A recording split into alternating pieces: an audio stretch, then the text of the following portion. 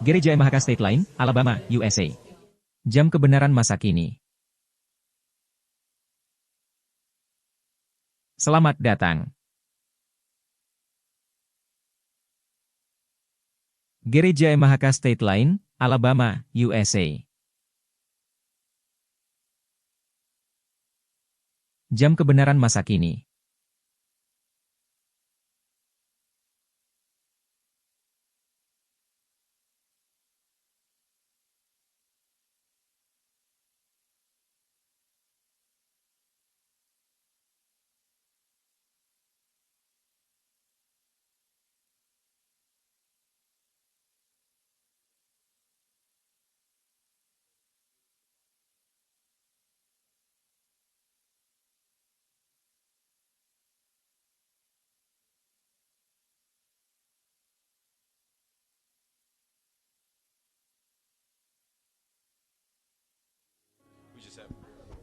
Amin. Apakah mikrofonnya nyala? Ya. Baiklah, selamat datang ke Sunday Law Update. Selamat datang ke Sunday Law Update. Update tiap pekannya. Update keberadaan kita dalam peristiwa-peristiwa akhir zaman. Maaf untuk keterlambatan karena kesulitan teknik. Tetapi sekarang sudah bagus. Dan kita akan segera mulai. Mari kita menundukkan kepala untuk berdoa. Bapa Sorgawi, kami memohon kiranya Roh Kudus menyertai kami. Berkatilah acara ini dan sertailah semua yang sedang menonton di seluruh dunia. Di dalam nama Yesus, kami sudah berdoa. Amin. Jadi, kita memiliki tamu istimewa hari ini untuk segmen Country Living. Yang jelas saya bukan saudari Dores. Atau saudara Richardson. Dan saya merasa bersimpati kepada saudara Richardson yang mengalami operasi. Dan istrinya yang turut merawatnya. Saya berharap mereka akan baik-baik saja. Dr. McNulty, kita mendengar khotbah yang indah. Sudah berbincang dengan Anda tadi pagi, dan sekarang kembali Anda hadir. Kami sangat senang. Ada buku di sini. Yang Anda tulis. Dan saya pikir, semua orang mesti memilikinya. Ini sesungguhnya, kelanjutan dari buku yang Anda tulis mengenai Daniel. Dan judulnya, Commentary on the Book of Revelation. Practical Living in the Judgment Hour. Anda mesti memiliki buku ini dalam perpustakaan Anda. Juga buku Daniel, yang tadi disebutkan. Saya baru memiliki buku ini, dan tidak tahu ada yang versi Daniel, jadi saya pasti akan mendapatkan yang lain juga. Dan Pendeta Samuel Thomas, yang sudah menjadi pembicara. Dia memiliki suatu pelayanan penuh. Dan dia yang memperkenalkan buku ini kepada saya. Mungkin kita bisa mulai dengan Anda, apa yang memotivasi Anda dalam menulis buku ini? Dan ketika sudah selesai, apa yang Anda harapkan dengan buku ini? Ya, terima kasih. Saya menulis buku tentang Daniel, beberapa tahun silam, dan diterbitkan di tahun 2019. Kemudian buku Wahyu diterbitkan, di awal tahun ini, di bulan Februari. Dan diterbitkan oleh Remnant Publication. Dan Anda bisa memesannya setelah hari Sabat. Jika kita berada di tempat ini setelah matahari terbenam, mungkin Anda bisa langsung membelinya dari saya. Tetapi saya tidak menjual buku di hari Sabat. Hal yang mengilhami saya menulis buku, saya mulai dengan Daniel dan Wahyu. Ini merupakan komentar ayat demi ayat di kedua kitab itu. Saya mendapati banyak para penganut Advent yang sulit memahami nubuatan. Dan saya pikir, adalah sangat penting untuk membuat nubuatan Daniel dan Wahyu menjadi hal yang praktis. Jadi isi dua buku itu adalah komentar ayat demi ayat, yang membuatnya praktis. Dan masing-masing perikop kitab suci, yang kita selidiki ayat demi ayat. Ada bagian yang memberikan analisa. Atau komentar pada bagian itu. Dan kemudian setelah selesai dengan bagian itu, kita melakukan hal praktis. Jadi bukan hanya teori, melainkan ada juga penerapan praktisnya. Ini mencakup semua teori dan topik yang ada di kitab Daniel dan Wahyu. Dan juga hal-hal praktisnya. Ya, saya sudah melihatnya dan sangat menyukai bagaimana ayat-ayat yang didaftarkan ketika Anda membacanya. Jadi ini tidak terlalu abstrak. Dan Anda bisa membaca juga Alkitab Anda sambil membaca buku ini. Jadi bisa sambil belajar. Sama seperti saya yang baru bergabung dengan gereja, dan masih mencoba belajar banyak hal-hal berbeda. Seperti nubuatan, dan banyak hal pengajaran. Seperti di dalam Alkitab King James. Ini sangat membantu. Terima kasih telah menulis buku itu dan menuruti tuntunan Roh Kudus. Satu hal yang saya simak ketika membaca bagian belakang buku. Anda telah tinggal di berbagai tempat berbeda. Pernah tinggal di California Selatan dan pergi ke Loma Linda. Dan Anda berkuliah di sana untuk pekerjaan dokter? Ya, benar. Saya berkuliah di Fakultas Kedokteran selama 4 tahun, dari tahun 2000 hingga tahun 2004. Untuk bidang neurologi, hingga tahun 2008, lalu persekutuan selama 1 tahun dan bekerja sebagai dokter pengganti selama 7 bulan, lalu pergi ke Trinidad. Baiklah. Dan tertulis di sini, sekarang Anda tinggal di Morensburg. Benar, sekitar 1 jam dari sini. Jadi, sekarang Anda menghidupkan gaya hidup pedesaan? Ya. Benar. Bagaimana Anda menjadi dewasa? Apakah Anda pernah tinggal di kota, atau senantiasa tinggal di pedesaan? Saya dibesarkan di desa, di Portland, Tennessee, sekitar 2 jam dari sini. Highland Academy, sebuah akademi berasrama untuk Conference Kentucky, Tennessee. Dan kami tinggal di properti pedesaan, tidak jauh dari sana. Jadi saya dibesarkan di pedesaan, bermain-main di hutan, dan di sungai, dan hal-hal semacam itu. Kami memiliki taman, jadi saya terbiasa dengan semua itu, ketika bertumbuh dewasa. Dan hanyalah ketika saya berkuliah di Fakultas Kedokteran di Loma Linda, saya tinggal di kota untuk pertama kalinya. Dan saya berada di Loma Linda selama 10 tahun. Kemudian saya pergi ke Trinidad selama 2 tahun. Dan bahkan di Trinidad, saya tinggal di kota, lebih dari Loma Linda. Ini seperti lalu lintas di California Selatan, tetapi tinggal di Trinidad jauh lebih ramai. Di mana Anda tidak pindah-pindah, dan nampaknya akan selalu berada di tempat itu. Itu adalah pulau kecil, dengan begitu banyak mobil. Jadi, saya pernah tinggal di kota. Dan sungguh senang berada di sini, di Tennessee, untuk kembali ke pedesaan. Nah, saya pribadi pernah tinggal di California Selatan. Dan nampaknya penting bagi saya, agar keluar dari lingkungan itu, agar mendapat pikiran yang bisa mendengar suara Tuhan, karena adanya begitu banyak dosa-dosa dan pengalihan pikiran di kota-kota. Apa yang menjadi perubahan terbesar, yang Anda lihat, di mana Anda dibesarkan di pedesaan, dan pergi ke kota? Ya, segala kemudahan. Untuk hal apapun yang Anda hendak kerjakan. Kami tinggal di tempat berjarak 1,5 jam dari Nashville dan 1,5 jam dari Huntsville. Jadi ketika Anda mau pergi, berbelanja, dan membeli barang-barang yang hanya ada di kota, itu memerlukan 1 hari penuh. Sedangkan jika Anda tinggal di kota, bisa pergi begitu saja. Jadi, jelas Anda tidak ingin pergi terlalu sering. Dan Anda mesti memperkirakan segalanya dengan hati-hati, dengan waktu yang tersedia.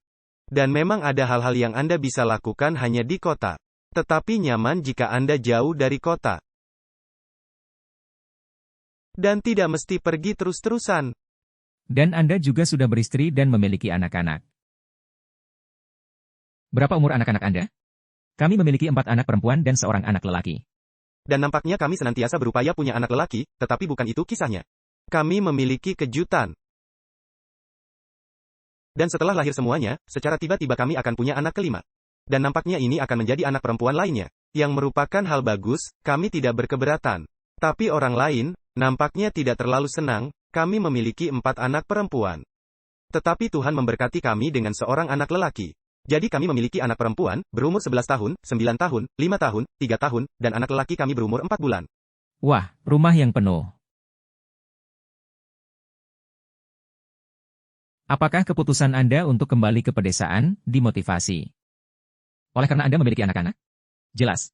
Saya tidak ingin membesarkan anak-anak di kota. Amin. Baiklah. Saya ingin menanyai Anda keadaan Anda sekarang. Bagaimana rumah pedesaan Anda? Berapa akre luas tanahnya? Apakah Anda memiliki ladang atau taman? Mungkin, Anda bisa menceritakannya. Ya. Kami merasa terberkati dengan memiliki properti, yang dulu harganya belum naik. Dan luas properti kami 20 akre, sama dengan 8,1 hektar. Dan kami juga memiliki kebun. Istri saya seorang pekerja kebun yang giat. Dan kami memiliki kebun yang luas. Tanaman beri apa? Blackberry dan blueberry. Jadi, setelah saya mengalami kecelakaan, saya agak kesulitan merawat BlackBerry, karena mesti sering menyiangi. Sedangkan blueberry, lebih mudah dalam perawatannya. Demikian juga kebun sayur-sayuran sangat baik. Jadi, kami memiliki lapangan luas. Tetapi sesungguhnya Anda tidak membutuhkan lahan 20 akre. Adanya beberapa orang yang mencari lahan yang tepat, dan terus-menerus mencari-cari. Dan mungkin ada 1, 2 hal yang kurang cocok. Jadi, terima saja apa yang Tuhan telah berikan bagi Anda. 1 akre saja cukup. 2 akre sudah cukup untuk berkebun. Dan bersyukurlah kepada hal yang ada.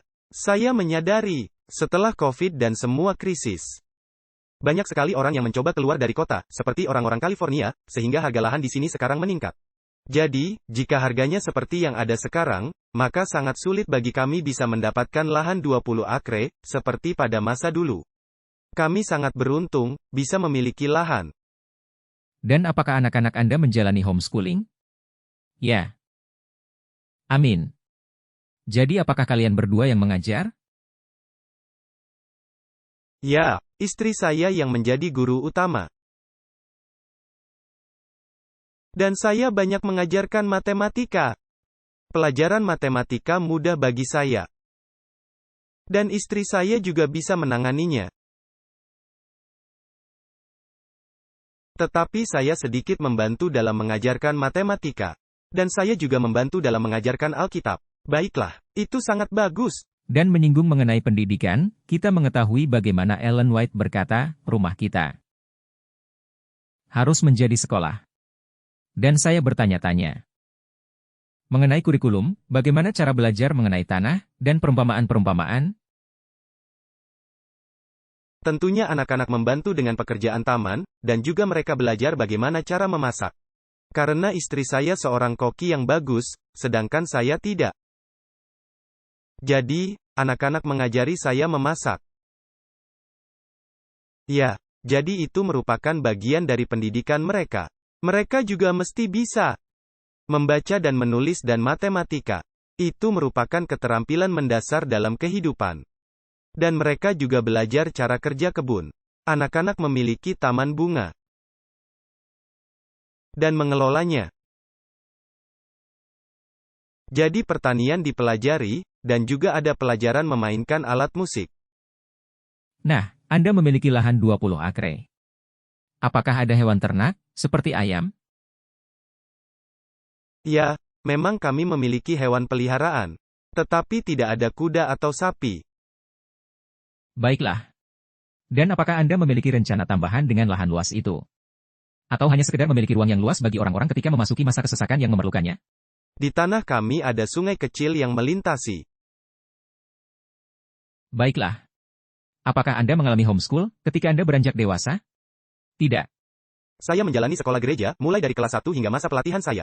Jadi saya merupakan hasil dari sistem. Dan apa yang hendak saya sampaikan adalah, homeschool adalah ideal, jika orang tua Anda bisa melakukannya. Dan sekolah gereja adalah lebih bagus dibandingkan sekolah umum. Dan ada guru-guru yang menjadi para penganut Advent yang sangat setia. Saya bisa menceritakan pengalaman saya, walaupun agak sulit mengingatnya, karena sudah 30 tahun, 40 tahun silam. Dan sudah 45 tahun silam. Saya mulai dengan sekolah saya 38 tahun silam. Dan guru sekolah dasar saya adalah para penganut Advent yang setia. Paham Alkitab dan tulisan roh nubuat. Ketika saya kelas 3 SD, guru saya menantang untuk proyek membaca, dan saya mulai membaca buku Patriarchs and Prophets, para bapa dan nabi. Dan guru saya amat mendukung hal ini. Tetapi memang tidak semua guru-guru saya itu bagus. Tetapi para guru-guru sekolah yang bagus, mereka adalah para penganut Advent yang setia.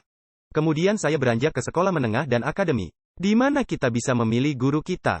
Dan saya lebih baik tidak mengikuti pelajaran ini, dan seterusnya. Dan di perguruan tinggi, lebih bebas lagi. Dan ketika saya tiba di fakultas kedokteran, saya sudah dewasa dan mesti mengambil keputusan besar. Ya, saya memang diberkati dengan kesempatan yang diberikan kepada saya. Puji Tuhan. Dan Anda menyebutkan mengenai ayah Anda dan ibu Anda. Dan bahwa Anda dibesarkan dalam rumah tangga Advent. Benar. Dan kedua orang tua Anda adalah orang percaya, dan ayah Anda juga seorang dokter. Benar. Dan menjadi generasi kedua, seorang dokter umum, saya bertanya-tanya. Bagaimana Anda melihat kaitan antara pekerjaan Anda sebagai seorang neurolog, ahli saraf, dengan pekerjaan misionari medis, di mana kita semua mesti melakukannya dan ambil bagian? Pekerjaan misionari medis tidaklah membutuhkan gelar dokter dari Loma Linda atau universitas lainnya. Dan saya pikir, kita semua tahu akan hal itu. Pekerjaan misionari medis merupakan lengan kanan Injil. Ketika Anda memahami cara kerja tubuh manusia dan bisa menolong orang lain dengan kondisi medis umum, dan memang kadangkala dengan kondisi medis yang lebih rumit, yang pada akhirnya bisa membuka pintu dan jalan di mana Anda mendapatkan kepercayaan diri orang. Jadi semua Anda bisa membaca buku-buku seperti Ministry of Healing dan Medical Ministry dan yang serupa dengan itu. Dan bisa juga mengikuti program pelatihan Mid Ministry, UC Pine, atau Wildwood. Saya juga akan pergi ke Wildwood setelah selesai di tempat ini, di mana saya akan berbicara di dalam sebuah pertemuan. Dan kami pernah tinggal di UC Pine ketika saya sedang berkuliah. Jadi saya sangat menghargai pekerjaan yang mendukung dirinya sendiri. Dan juga pengobatan gaya hidup alami, dan hal-hal yang serupa dengan itu. Jadi saya mau katakan, adanya kondisi kesehatan yang rumit, di mana kadang-kadang saya mendengar nasihat, lakukan saja hal ini, maka Anda akan sehat. Tetapi saya pikir, kita mesti berhati-hati. Karena adanya hal-hal yang serius, dan Anda membutuhkan pertolongan dokter. Dan jika Anda hanya mendengar nasihat dari seseorang yang mengambil dari internet, mengenai suplemen herbal, dan Anda sendiri tidak yakin apa khasiat suplemen herbal Anda, maka setidak-tidaknya Anda mencari tahu, mengapa herbal itu bisa menolong saya.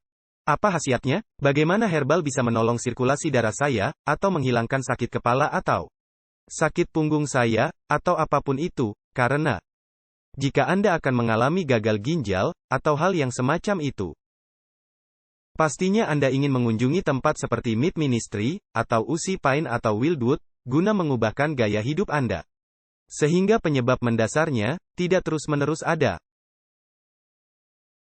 Karena jika Anda memakai pengobatan alami, tetapi tidak menyelesaikan penyebab mendasarnya, Anda tidak akan mengalami kesembuhan. Dan karena itu, Anda harus meyakini seorang dokter terlatih yang ada di UC Pine, atau Wildwood, dan seterusnya. Guna meyakinkan Anda tidak sekedar menurutinya saja.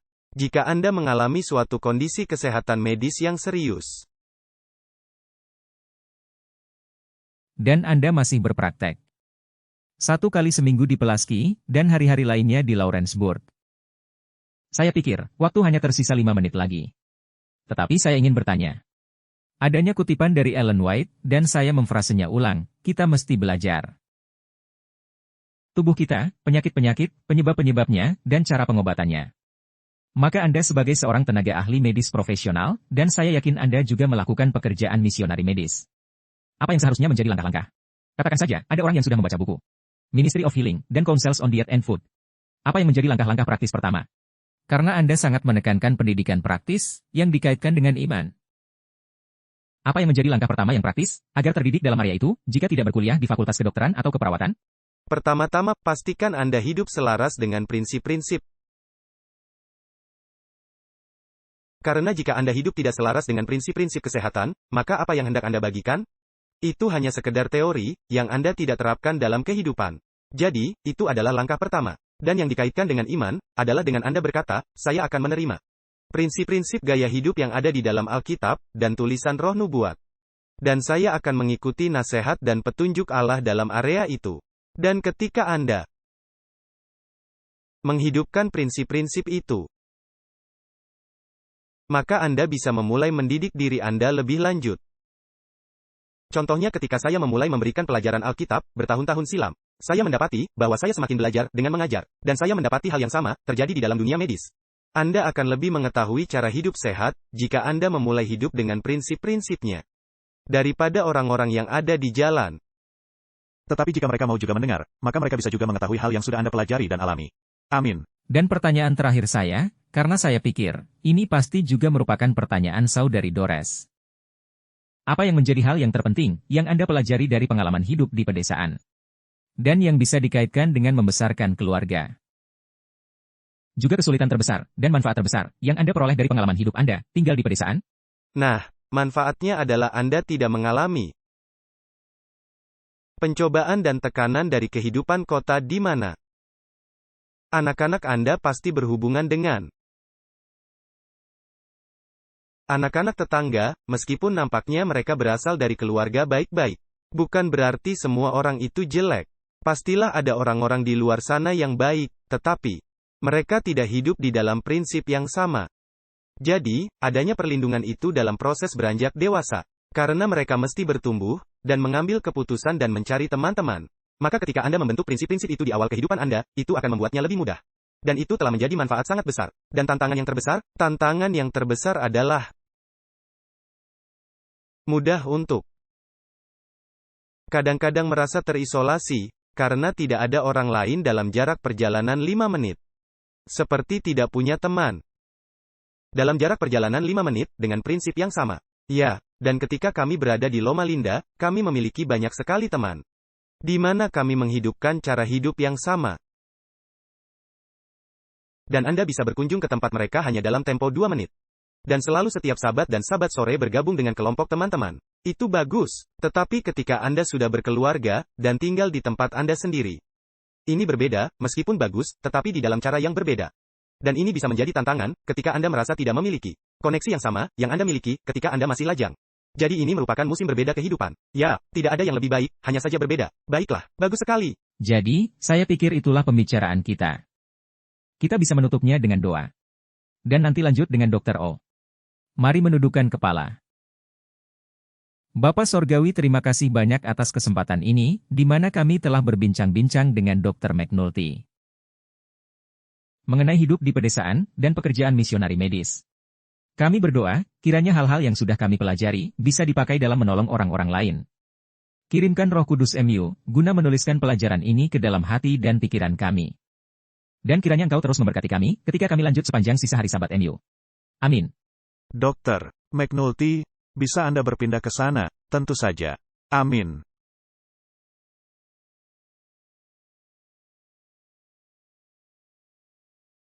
Amin. Baiklah.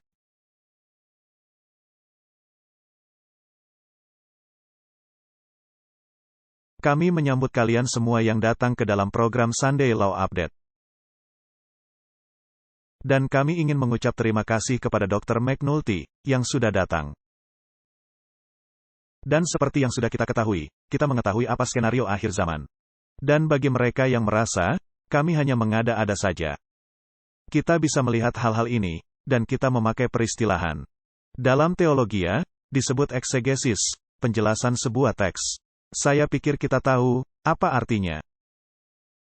Hanya menjabarkan arti dari sebuah teks, dan membiarkan teks mengatakan maksudnya. Dan hari ini, kita akan membicarakan bagaimana gereja di Amerika Serikat telah siap untuk bersatu. Dan Dr. McNulty, kita membahas apa yang pernah Anda jelaskan mengenai tahap keempat dari hukum hari Minggu.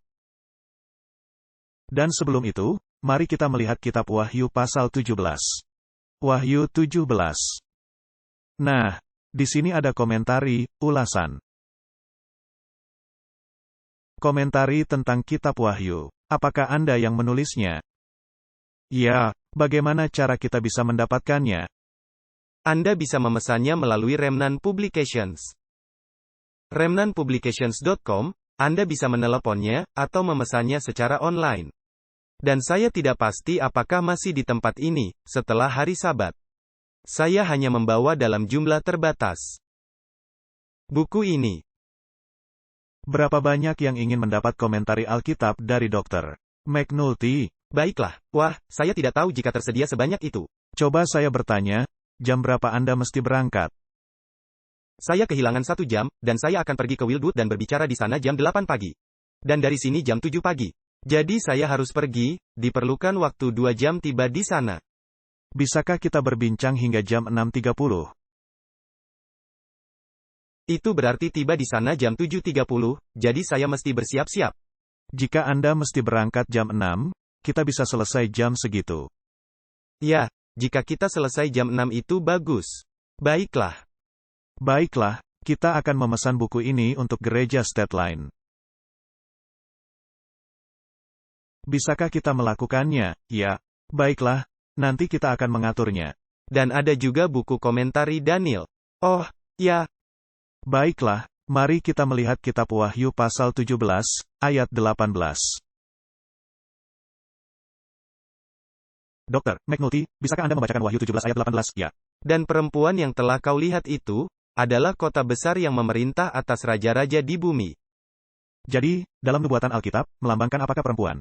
Perempuan melambangkan gereja. Jadi, perempuan di sini, apakah nampaknya gereja yang murni, atau gereja yang korup? Ini adalah gereja yang korup. Ini artinya, sistem yang murtad ini akan duduk dan memerintah atas raja-raja bumi. Jadi kita akan memaparkan, dengan melihat ayat ini, apa yang dimaksudkannya. Jadi, kitab Wahyu pasal 17 sedang menggambarkan pelacur besar ini, yang duduk di tempat yang banyak airnya. Dan air melambangkan bangsa-bangsa di bumi. Anda melihat di dalam kitab Wahyu 17, kerajaan-kerajaan bumi. Sepanjang zaman, sejak zaman Babel hingga akhir dunia.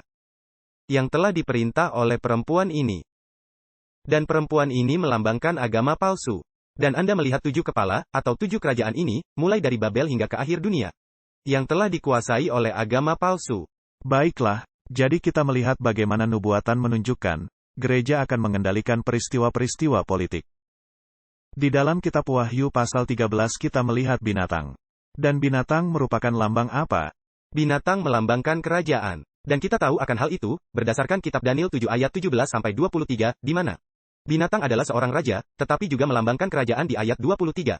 Ya, dan di dalam Wahyu 13, kita melihat binatang kedua, yang memaksakan penyembahan palsu. Jadi apakah kita melihat adanya pelanggaran prinsip gereja negara di sana? Ya. Di mana binatang kedua? Berbicara seperti seekor naga, dan binatang adalah kerajaan atau bangsa, yang berbicara melalui perundang-undangannya. Dan kita tidak mengada-ada mengenai hukum hari Minggu. Ketika binatang itu berbicara seperti seekor naga, karena naga itu memberikan tahta, kekuasaan dan otoritasnya kepada binatang yang pertama dari Wahyu 13. Dan binatang pertama dari Wahyu 13, merupakan gabungan dari binatang-binatang dari Daniel 7, tambahan pula, binatang pertama dari Wahyu 13 memiliki mulut yang menghujat sama seperti tanduk kecil yang menghujat. Dan ketika tanduk kecil menghujat, dia berusaha untuk mengubahkan waktu dan hukum, dengan mengubahkan sabat ke hari Minggu. Jadi, binatang pertama mendapat kekuasaannya dari naga, dan ketika dia berbicara, dia mencoba mengubahkan hukum Allah, dari sabat ke hari Minggu. Dan ketika binatang kedua berbicara seperti naga, dia akan melakukan hal yang sama. Jadi, kita tidak mengada-ada. Ini Alkitabiah. Benar, mari kita melihat ke layar. Saudara Richard, coba ditampilkan. Nah, ketika kita melihat hal ini, kita melihat perbedaan antara sabat dan hari Minggu. Alkitab berkata, bahwa sabat adalah tanda kekuasaan Allah. Apakah itu benar? Apakah itu yang dikatakan kitab suci? Benar. Ya, sabat menunjuk kepada Allah yang sejati, tetapi Lucifer ingin menjadi seperti Allah, maka dia menciptakan sabat palsu, yang kita lihat sebagai hari Minggu. Yang merupakan pengubahan dari tanda Allah, atau meterai Allah. Mengapa hal ini sangat jahat? Nah, sabat adalah tanda kekuasaan Allah. Dan dari semua perintah Allah, hanya sabat yang didahului kata ingatlah. Dan ketika Anda mengubahkan hari penyembahan, di mana Allah mengatakan, ini kudus, menjadi hari biasa, Anda sedang meremehkan kekuasaan Allah. Dan menetapkan kekuasaan yang berbeda. Benar. Dan ketika melihat gambar, suatu hari kelak, kita mesti memilih antara meterai Allah yang hidup. Atau tanda binatang. Dan Anda diberikan petunjuk, bagaimana secara lihai hal ini akan dilakukan. Di akhir zaman, di mana Allah akan memiliki meterai 144.000, di mana dikatakan, marilah kita berjuang, dengan kekuatan yang Allah telah berikan, agar masuk hitungan kelompok yang 144.000 orang. Dan seperti yang dikatakan oleh Nyonya White, para agen kejahatan menyatukan kekuatan mereka dan sedang memperkuat diri. Mereka sedang memperkuat diri untuk krisis besar yang penghabisan. Lalu Nyonya White berkata, perubahan-perubahan besar akan segera terjadi di dunia. Dan pergerakan-pergerakan yang penghabisan akan terjadi dalam waktu cepat. Jadi, apakah Anda setuju, Dr. McNulty, 4 tahapan ini? Dari hukum hari Minggu. Nomor 1, hukum menarik perhatian, tidak bekerja di hari Minggu. Nomor 2, suatu dorongan meningkat guna menghormati hari Minggu. Nomor 3, tiba kepada titik, di mana Anda mesti menghormati hari Minggu. Atau Anda bisa menghadapi denda, atau pemenjaraan. Dan tentunya, seperti kita semua mengetahuinya, puncak dari segalanya. Hukuman mati bagi para pelanggar hari Minggu. Kita mesti lari ke gunung-gunung. Apakah Anda setuju, semua ini akan terjadi secara cepat? Ya, semua itu tidak akan memakan waktu lama. Benar. Dan pada akhirnya, semua negara di dunia akan mengikuti binatang itu. Nah, Dr. McNulty, banyaknya orang yang telah berkata, kalian telah mengkhotbahkan mengenai hukum hari Minggu selama 150 tahun. Dan ini belum terlaksana. Bagaimana Anda akan menjawab orang yang menanyakan hal ini? Nah, Anda kembali kepada pernyataan dari buku Testimonies volume 9, halaman 11 yang berkata, para agen kejahatan sedang menyatukan kekuatan mereka dan sedang memperkuat diri. Dan pergerakan-pergerakan yang penghabisan akan terjadi dengan sangat cepat. Nah, kita telah mengatakan, para agen kejahatan sedang bersatu dan memperkuat diri mereka. Ini semacam hantaman. Sistem dua partai di dalam khotbah saya hari ini. Karena saya telah melihat, adanya orang-orang yang berpikir, mereka akan mendapat perlindungan dalam Partai Demokrat atau Partai Republik. Dan mereka akan sangat-sangat terkejut ketika mereka berpikir, salah satu dari dua partai tersebut akan melindungi para penganut Advent hari ke-7 ketika krisis penghabisan menghantam. Karena mereka pada dasarnya telah memilih pihak yang menjadi agen kejahatan, dan mereka akan menyatukan kekuatan mereka dan memperkuat diri mereka. Dan karena setan yang mengendalikan segala sesuatunya, Anda akan melihat mereka memakai metode yang sama guna mengendalikan. Benar. Maka jangan berharap mendapat perlindungan dari partai manapun. Alkitab berkata di dalam kitab Habakuk 2 ayat 3, sebab penglihatan itu masih menanti saatnya. Tetapi ia bersegera menuju kesudahannya dengan tidak menipu. Jadi nubuatan mengenai kedatangan Yesus kedua kali, bisa menjadi nubuatan yang paling panjang. Tetapi itu akan digenapi. Apabila berlambat-lambat, nantikanlah itu, sebab itu sungguh-sungguh akan datang dan tidak akan bertangguh. Jadi, kita tahu, suatu hari kelak, kekuasaan binatang yang kedua akan melakukan pergerakan. Guna memberikan kekuasaannya kepada binatang yang pertama. Kemudian nubuatan akan digenapi, dan dua binatang itu akan memiliki pikiran yang sama. Dan akan memberikan kekuasaan dan kekuatan mereka kepada binatang. Jadi, kita tahu gereja dan negara akan bersatu. Kita memahami, dengan dekrit yang memaksa lembaga kepausan, dalam menentang hukum Allah. Negara kita akan secara sepenuhnya memutuskan diri dari kebenaran. Jadi kita tahu, ini akan terjadi. Semua jalan akan menuju ke Roma. Dan topik mengenai perubahan iklim ini telah selalu muncul berulang kali. Dr. McNulty, kita tahu, berdasarkan tulisan roh nubuat, mereka akan bersatu. Guna meninggikan hari Minggu. Dan kita memiliki pekerjaan sangat besar untuk dilakukan. Dan tentunya dokumen Laudato Si ini, merupakan cetak biru kepausan. Untuk menguasai dunia. Apa yang hendak Anda sampaikan tentang hal ini, Saudara Richard? Anda bisa mematikan layar. Apa yang hendak Anda katakan mengenai dokumen kepausan ini? Laudato Si, yang dikaitkan dengan peristiwa-peristiwa akhir zaman, dan hal yang sudah Anda pelajari. Wah, menarik untuk melihat lingkungan yang menjadi bagian dari dokumen itu. Dan hal itu menurut saya,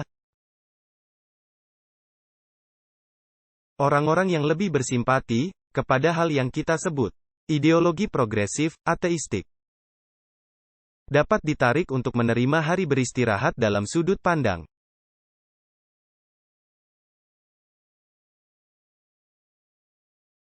Demi kebaikan lingkungan. Dan jelas bahwa benih keagamaan akan menjadi bagian sangat besar dari hukum hari Minggu. Maka hal mengherankan mengenai kepausan, dia bisa bekerja di dua sisi. Jadi sekarang ada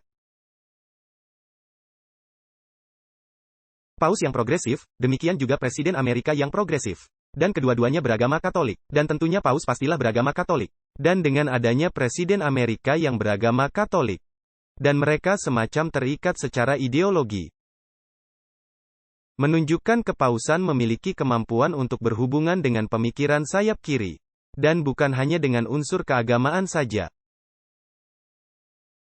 Nah, topik lingkungan saja, tidak cukup untuk mencetuskan hukum hari Minggu.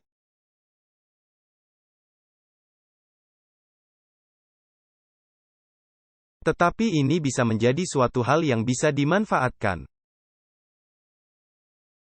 guna membuka pikiran dari orang-orang sayap kiri, agar turut serta. Karena alasan mereka dalam turut serta, pada mulanya, bukanlah alasan keagamaan, melainkan alasan falsafah, dan sekuler. Guna menerimanya. Sedangkan pihak kanan yang bersifat keagamaan, akan memiliki alasan falsafah guna mendorongnya. Tetapi saya pikir, karena meningkatnya perwujudan supranatural yang mulai terjadi, lingkungan bisa membuka jalan agar turut bersimpati kepada hukum hari Minggu. Dan ketika terjadinya manifestasi supranatural, maka akan terjadi terbukanya falsafah keagamaan pihak kanan, dan mereka akan berkata, lihat perwujudan supranatural yang terjadi. Ini pastilah benar, apa yang mereka katakan pastilah benar. Jadi, penerimaan awal mereka kepada suatu hari beristirahat, akan membuka cara, guna memeluknya. Ketika mereka melihat peristiwa-peristiwa yang terjadi dari sudut supranatural. Benar, mari kita melihat layar, Saudara Richard. Ini kutipan dari buku The Great Controversy, kemenangan akhir, halaman 571, dari edisi tahun 1888. Roh nubuat mengatakan, kepausan merupakan hal yang dinyatakan oleh nubuatan, yaitu kemurtadan di akhir zaman. Perhatikan, merupakan bagian dari kebijakannya, guna memakai tabiat yang terbaik guna mencapai cita-citanya. Dan ini seperti yang baru saja Anda katakan, Doktor. Tetapi di bawah penampakan bunglon yang beraneka ragam, karena kita tahu bunglon bisa mengubahkan warna badannya. Kepausan menyembunyikan hal yang tidak berubah. Racun dari ular. Jadi, bagaimana Anda melihat hal ini, jika dikaitkan dengan Paus Francis sekarang ini? Karena dia adalah seorang paus Jesuit, dan meskipun demikian dia lebih bersifat paus pihak kiri daripada pihak kanan, seperti yang dipikirkan beberapa orang-orang mengenai kepausan. Layar bisa dimatikan, saudaraku. Ya, dan siapa yang tahu berapa lama lagi Francis menjabat sebagai paus? Sedangkan Paus Benedik lebih condong ke pihak kanan. Sedangkan Francis lebih condong ke pihak kiri. Ini semata-mata menunjukkan kekuasaan binatang akan memakai metode apa saja guna membawa dunia takluk kepada kekuasaannya. Jadi, mereka memerlukan paus pihak kanan, seperti Paus Benedik. Juga menarik pihak kiri dunia, dengan memakai Paus Francis. Saya juga tidak bisa meramalkan siapa yang menjadi paus yang selanjutnya, jika masih tersedia waktu. Tetapi dia akan terus melanjutkan pekerjaan. Menyatukan dunia, di bawah pengaruhnya. Dan apakah menurut pemikiran Anda, dunia sekarang sudah siap dan terbuka untuk kepausan menghantam dan menyatukan seluruh dunia? Apakah Anda meyakininya? Ya, bisa dikatakan, dunia sudah siap untuk hal itu, sejak tahun 1888. Benar, pergerakan yang penghabisan akan berlangsung dengan cepat. Jika 4 penjuru angin kekacauan dilepaskan, maka pastilah setan tahu apa yang mesti dilakukannya, yakni membawa seluruh dunia ke dalam pengendaliannya. Dan pastilah Allah memerlukan umat-umatnya bersiap menghadapi krisis tersebut. Amin. Mari kita lihat layar, betapa pentingnya memberitakan pekabaran. Tidak peduli bagaimana hukum hari Minggu itu akan datang. Dan kapan, semuanya akan memimpin kepada pemaksaan hukum hari Minggu. Allah telah memberitahu kita di dalam kitab Wahyu, jika ada orang yang menerima tanda binatang, mereka akan menerima 7 malapetaka terakhir, benar. Dan pada akhirnya, mereka akan disiksa di dalam lautan api, yang menyala dengan belerang. Apakah mereka masuk neraka, semata-mata karena beribadat di hari yang salah? Tidak. Yang terjadi ialah, mereka adalah orang-orang yang dihukum, karena mereka menolak kebenaran, benar. Ini menunjukkan bahwa beribadat di hari yang salah memiliki akibat, dan puncaknya adalah seperti itu. Maka kita diberitahu dalam tulisan roh nubuat, masanya akan datang. Ketika hukum menentang bekerja di hari Minggu akan menjadi lebih ketat. Nah, sekarang kita akan meneliti beberapa artikel. Silahkan layar dimatikan. Dr. McNulty, bagaimana Anda melihat perkembangan dari segala sesuatunya, didasarkan kepada pernyataan dari buku Fundamentals of Christian Education. Halaman 322, yang dikaitkan dengan perkembangan undang-undang hari Minggu, yang akan lebih tegas. Silahkan matikan layar, saudara. Jadi, ya, ini akan dimulai dengan cara yang lebih menyenangkan ke seluruh dunia. Ini tidak seperti hukum yang langsung mengancam, jika Anda tidak menerima ini, kami akan membunuh Anda. Secara alami, orang-orang tidak akan terlalu peduli kepada hukum semacam itu. Tetapi hukum itu akan terus berkembang. Tetapi awalnya hukum itu akan seperti, wah, kita mesti beristirahat sehari, demi kebaikan bumi. Untuk bumi, untuk keluarga. Jadi dari pihak kiri, ini bagus untuk bumi dan lingkungan. Dari pihak kanan, ini bagus untuk keluarga. Dan Anda mesti pergi ke gereja. Dan kadang-kadang, saya bertanya-tanya, karena salah satu dewa modern di Amerika adalah Liga Sepak Bola Nasional. Apa yang akan mereka lakukan dengan NFL? Apakah mereka akan menghentikannya? Itu merupakan industri multimiliaran dolar. Tetapi diduga, itu akan merupakan bagian, dan mereka akan meniadakan pertandingan di hari Minggu. Supaya orang-orang bisa pergi ke gereja, dan melewatkan satu hari untuk keluarga Anda. Melewatkan waktu bersama keluarga, bersama Allah, guna kebaikan lingkungan, dan hal-hal yang menyertainya.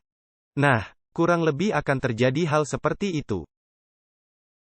Saya akan menjawab pertanyaan Anda mengenai orang-orang yang akan mengalami 7 malapetaka terakhir, karena mereka menolak kebenaran.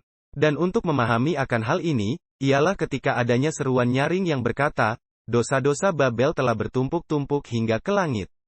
Dan pada saat bersamaan, tabiat Allah akan melenyapkan sejarah bumi. Tetapi orang-orang tidak akan sekedar mendengar perbedaannya.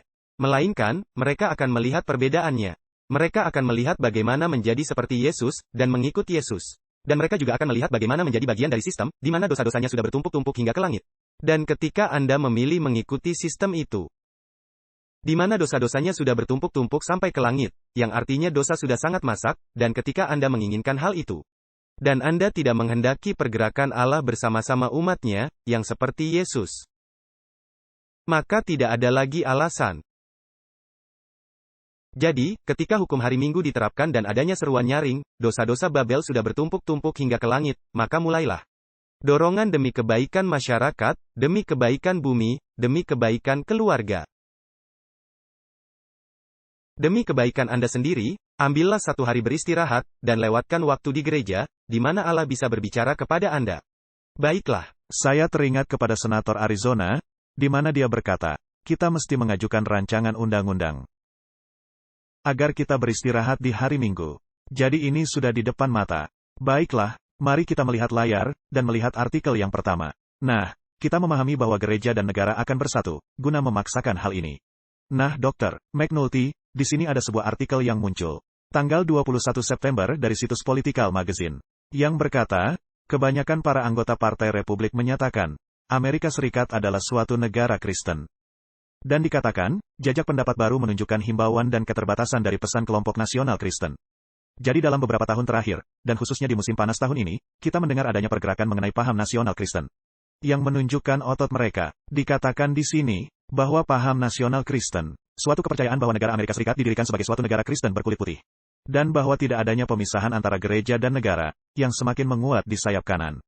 Para ahli politik Republik yang terkenal, telah membuat tema kritis, kepada pesan mereka kepada para pemilih.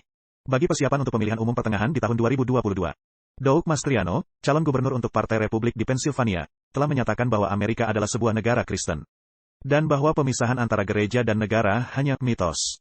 Perwakilan Marjorie Taylor Greene, dari garis keras Georgia, menyatakan, kita mesti menjadi partai paham nasionalisme.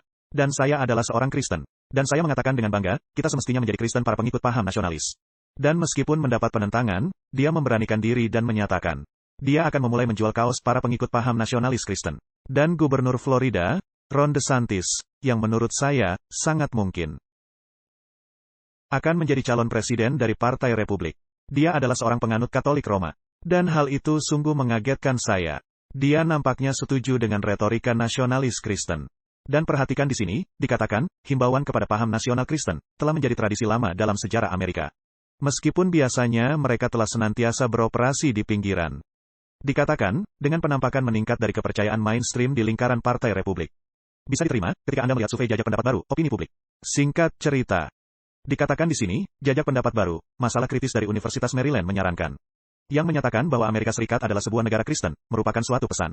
Yang bisa diterima secara luas oleh orang-orang Partai Republik di tengah-tengah masa jabatan, dan dalam kompetisi pemilihan presiden di tahun 2024. Dan lihat angka-angkanya di sini. Dr. McNulty, lihat apa yang dikatakan di sini. Dan hal yang lucu ialah, meskipun, kebanyakan dari responden, setuju, ini adalah tidak berdasarkan konstitusi. Mereka tetap saja mendukung konsepnya. Jadi, lihat saja orang-orang dari Partai Republik, yang tidak mengizinkan. Tidak ingin mengizinkan Amerika Serikat. Sebuah negara Kristen, oleh partai, Anda bisa melihat Partai Republik, memiliki dukungan angka sangat besar, yang menyatakan negara ini sebagai sebuah negara Kristen. Jadi, sebelum bertanya kepada Dr. McNulty, kami mengadakan pertanyaan, apakah Anda setuju atau tidak setuju? Amerika Serikat secara resmi menyatakan bahwa negara ini adalah sebuah negara Kristen. Dikatakan, penemuannya sungguh mengejutkan, secara keseluruhan. 62% dari para responden mengatakan, mereka menentang deklarasi semacam itu. Termasuk 83% Partai Demokrat, dan 39% Partai Republik. Meskipun lebih dari setengah anggota Partai Republik, sebelumnya berkata, pergerakan semacam itu, tidak konstitusional, mayoritas anggota Partai Republik masih mendukung pernyataan itu. Silakan matikan layar, Saudara Richard. Apa komentar Anda tentang hal ini? Yang didasarkan atas pemahaman, akan terjadinya patung kepada binatang. Itu artinya nubuatan sedang digenapi di depan mata kita. Nah, di sini ada tantangan. Yang ingin saya lontarkan, binatang kedua di dalam kitab Wahyu, memang memiliki dua tanduk, seperti anak domba. Jadi, dua tanduk itu adalah kebebasan sipil dan kebebasan keagamaan. Tetapi dua tanduk itu, dalam pemahaman kita, sebagai para penganut Advent hari ke-7, adalah pemisahan gereja dan negara. Nah, ada perbedaan antara Amerika Serikat dan Perancis, sebagai contohnya. Revolusi Amerika dan Revolusi Perancis terjadi di waktu bersamaan. Dan Revolusi Perancis juga memisahkan antara gereja dan negara, tetapi dengan cara yang bermusuhan. Sedangkan Amerika Serikat memisahkan gereja dan negara yang berlandaskan kepada prinsip-prinsip kekristenan. Janganlah kita membuat suatu negara Kristen orang kulit putih. Yang artinya kita memiliki prinsip-prinsip seperti hukum yang berkata, jangan kamu membunuh. Dan jangan mencuri, dan prinsip-prinsip sederhana yang berdasarkan kepada 10 hukum. Tetapi yang tidak didasarkan kepada agama negara. Tidak ada agama negara, tidak ada gereja negara. Tetapi ada prinsip-prinsip yang benar-benar bersifat Kristen. Kita melihatnya di dalam kitab Wahyu 13, yang mulai dengan dua tanduk seperti anak domba. Dan disinilah perbedaannya. Binatang pertama dalam Wahyu 13, memiliki 7 kepala dan 10 tanduk, dan memiliki mahkota di tanduk-tanduknya. Artinya gereja dan negara bersatu, di bawah kepausan. Jadi terjadinya kemurtadan paham kekristenan, yang dikenal dengan kuasa gereja, negara gereja Katolik Roma. Dan binatang kedua, dengan 2 tanduk, seperti anak domba. Ini didasarkan atas prinsip-prinsip kekristenan. Dan melalui definisi, ini haruslah Kristen Protestan. Itulah sebabnya, kita mengidentifikasi Amerika sebagai Protestan. Jadi, ketika Amerika adalah negara Protestan, yang didasarkan atas prinsip-prinsip Kristen. Dan disinilah terjadinya keruntuhan, oleh anggota Partai Republik Modern. Yaitu panggilan ketiga guna meruntuhkan pemisahan gereja dan negara. Dan memang harus ada pemisahan antara gereja dan negara, karena saya tidak menginginkan. Seorang presiden beragama Presbiterian, yang berkata, Anda mesti mengikuti aturan gereja Presbiterian. Atau presiden yang beragama Metodis, Anda mesti mengikuti teologia dan agama Metodis. Demikian juga presiden yang beragama Katolik. Atau presiden yang beragama Islam. Atau presiden dengan agama apapun. Harus adanya pemisahan antara gereja dan negara, dan tidak adanya negara agama. Dan untuk dua partai itu, saya mengecamnya, karena saya bisa banyak menceritakan hal-hal buruk dari dua partai itu. Karena bisa ada pendukung, bahkan di ruangan ini sekalipun. Hanya Partai Demokrat yang bagus. Hanya Partai Republik yang bagus. Partai Demokrat sedang mendorong ideologi setan. Mereka mendorong agar diterimanya prinsip homoseks. Dan agar diterimanya prinsip membunuh nyawa tak bersalah, bayi-bayi yang memiliki detak jantung. Dan ketika kita sebagai para penganut Advent hari ke-7, setuju akan hal itu. Karena Donald Trump begitu jahat, maka kita mesti berpindah ke sisi lain. Dan bagi orang-orang yang mendengar, adanya orang-orang yang berkata, wah, Donald Trump itu narsis, dan mengatakan hal-hal yang tidak Kristen. Tetapi setidak-tidaknya, dia tidak mempromosikan LGBT dan aborsi. Tetapi sekarang lihat saja buah-buahnya. Orang-orang yang mendorong ideologinya, yang berkata, kita mesti meruntuhkan prinsip pemisahan gereja dan negara. Jadi ketika Anda mendukung sayap kiri, yang mempromosikan segala sesuatu, dan LGBT, dan yang akan mengambil status bebas pajak keagamaan Anda, jika Anda tidak mengizinkan penerimaan prinsip homoseks di sekolah-sekolah Kristen Anda. Dan itu juga berbicara seperti naga. Jadi, adanya topik itu di sayap kiri, dan adanya sayap kanan, yang mulai mendorong, hal yang kita ketahui, akan terjadi. Perhatian utama saya adalah adanya orang-orang yang berkata, saya tidak peduli jika sayap kiri menganiaya, karena setidak-tidaknya mereka tidak mendorong hukum hari Minggu. Jadi, apakah artinya Anda setuju ketika Uni Soviet mengirim penganut Advent hari ke-7 ke Siberia, dan tidak lagi bertemu keluarga mereka? Dan berkata, itu tidak apa-apa, setidak-tidaknya Uni Soviet tidak mendorong hukum hari Minggu. Maka saya tidak peduli saudara-saudara Advent hari ke-7 saya, mesti mendekam di kamp konsentrasi. Tidak, kita mesti mempertahankan kebebasan keagamaan, bagaimanapun juga. Dan kita mesti menentang tirani, yang berasal dari pihak manapun. Tetapi kita memahami, secara nubuatan, kelompok sayap kanan keagamaan, yang akan mendorong hukum hari Minggu. yang harus kita waspadai. Maka hal yang saya katakan, jangan terlalu nyaman dengan Partai Demokrat. Dan jangan merasa nyaman juga dengan Partai Republik, meskipun kita bisa mengidentifikasi beberapa prinsipnya sebagai prinsip Kristen. Tetapi ada hal-hal lainnya, yang jelas-jelas tidak alkitabiah, dan menentang pemahaman kita mengenai nubuatan. Jadi, tetaplah menjadi seorang penganut Advent hari ke-7 yang baik, yang tidak membela Partai Demokrat, ataupun Partai Republik. Itulah posisi paling aman, bagi kita. Jadi, mengenai kelompok nasionalis Kristen ini. Apakah Anda melihatnya? Ya. Apakah Anda bisa melihat? Mari kita ke layar, dan melihat kenyataan dalam sejarah. Nah, kami akan menunjukkan hal yang sangat menarik. Kita akan menunjukkan pertalian, Dr. McNulty, antara paham nasionalis Kristen di zaman kita, dengan paham nasionalis Kristen di zaman Ellen White.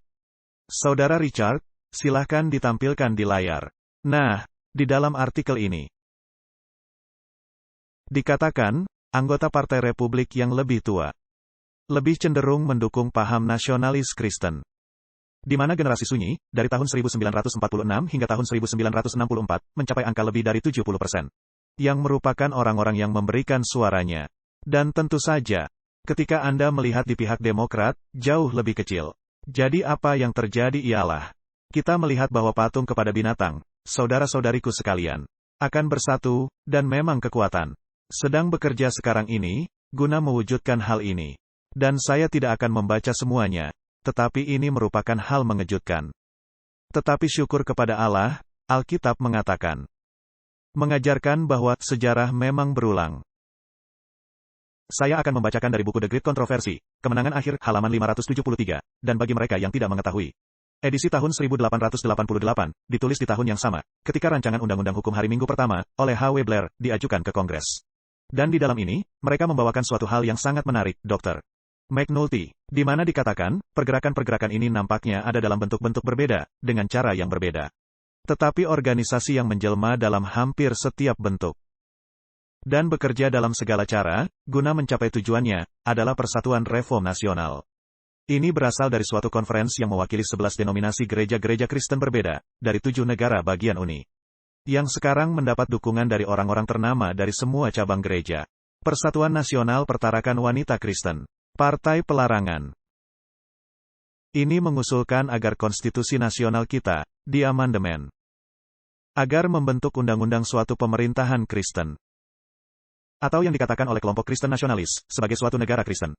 Dengan mengakui Allah yang Maha Kuasa, sebagai sumber semua otoritas dan kuasa di pemerintahan sipil. Tuhan Yesus Kristus, sebagai penguasa di antara bangsa-bangsa. Kehendaknya yang dinyatakan, sebagai hukum tertinggi dalam negara. Coba saya lompati yang ini. Dan lihat apa yang dikatakan tulisan roh nubuat di sini. Dikatakan, setiap orang yang bisa melihat sepintas lalu, pembentukan teori pemerintahan reformasi nasional. Tidak lain adalah pembentukan teokrasi. Dr. McNulty, apa itu teokrasi? Jadi, teokrasi adalah suatu pemerintahan yang melandaskan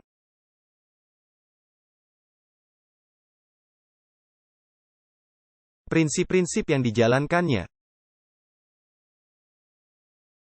kepada suatu sistem kepercayaan keagamaan, yang akan merupakan sistem kepercayaan Kristen. Dan seperti itulah rupa dari hukum hari Minggu. Jadi, para pionir kita menyadari bahwa pergerakan reform nasional, berupaya membuat Amerika Serikat menjadi sebuah negara Kristen. Dan dikatakan, akan merupakan pembentukan teokrasi. Yang adalah Allah yang mengendalikan negara, atau penyatuan gereja dan negara. Mari kembali ke layar. Dan dalam kenyataannya, ini merupakan hal yang mereka usulkan agar dibentuk. Lalu dikatakan, ini merupakan suatu republik yang diperintah Allah, melalui rakyat. Dan benar-benar merupakan suatu teokrasi seperti pemerintahan Israel. Dan hal yang terjadi ialah, di bawah teokrasi, adanya hukum mati yang dipaksakan, bagi pelanggaran hukum tertentu, termasuk hukum Sabat. Bacaan bulanan dari WCTU Nasional, yang ditulis oleh Miss Willard, mengenai Allah dalam pemerintahan, dikatakan, suatu teokrasi sejati akan segera terbentuk. Dan naiknya Kristus dalam tata pemerintahan, dalam hukum, dan para pembuat hukum. Karena itu, saya berdoa bersungguh-sungguh. Sebagai seorang patriot Kristen, bagi penentuan suara yang ada di tangan kaum perempuan. Dan dikatakan di sini, di dalam pidato tahunan, dalam pertemuan WCTU di tahun 1887. Miss Willard, mengatakan, kerajaan Kristus, mesti memasuki ruang lingkup hukum, melalui pintu gerbang politik. Ini tepat sekali hal yang dilakukan oleh pergerakan Kristen nasionalisme sekarang ini. Adanya cukup sejumlah orang-orang pertarakan di dalam Partai Demokrat dan Partai Republik, guna menguasai pemerintahan. Dan memberi kita pelarangan nasional dalam partai di masa yang segera tiba, yang merupakan partai Allah. Dan coba saya katakan, apa kata mereka? Sekarang teokrasi buatan manusia, hanya merupakan suatu skema pemerintahan, yang menaruh manusia, menggantikan Allah. Dan itu tepat, seperti teori yang membentuk kepausan. Dan bahwa kepausan adalah seperti itu. Teori reform nasional adalah identik dengan yang dari kepausan. Karena itu pembentukan teori reform nasional di dalam pemerintahan ini, merupakan pembentukan patung hidup kepada kepausan.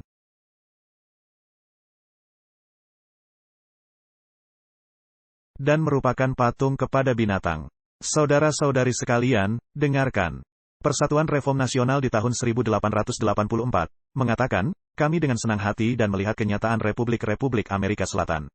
Dan di Perancis, dan di negara-negara Eropa lainnya. Para penganut Katolik Roma, diakui sebagai para penasehat kekristenan nasional. Jadi, paham nasional Kristen, akan mengunggulkan paham Katolik. Dan menentang semua usulan dari paham sekuler. Dan dengarkan, ketika mereka bersedia untuk bekerja sama. Katolik dan Protestan, dan menahan kemajuan dari politik paham ateis.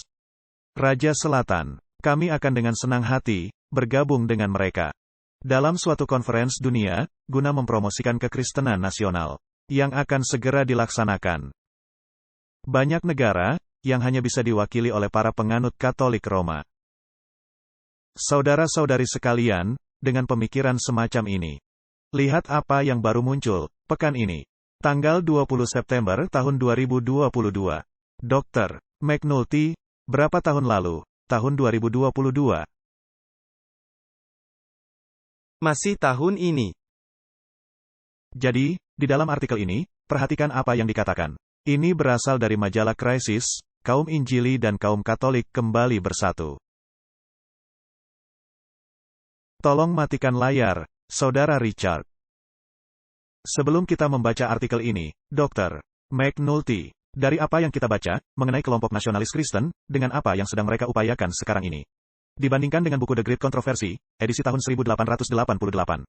Apakah Anda melihat kesamaan? Jelas sekali, itulah sebabnya tadi saya katakan, potongan itu sudah diletakkan di tahun 1888.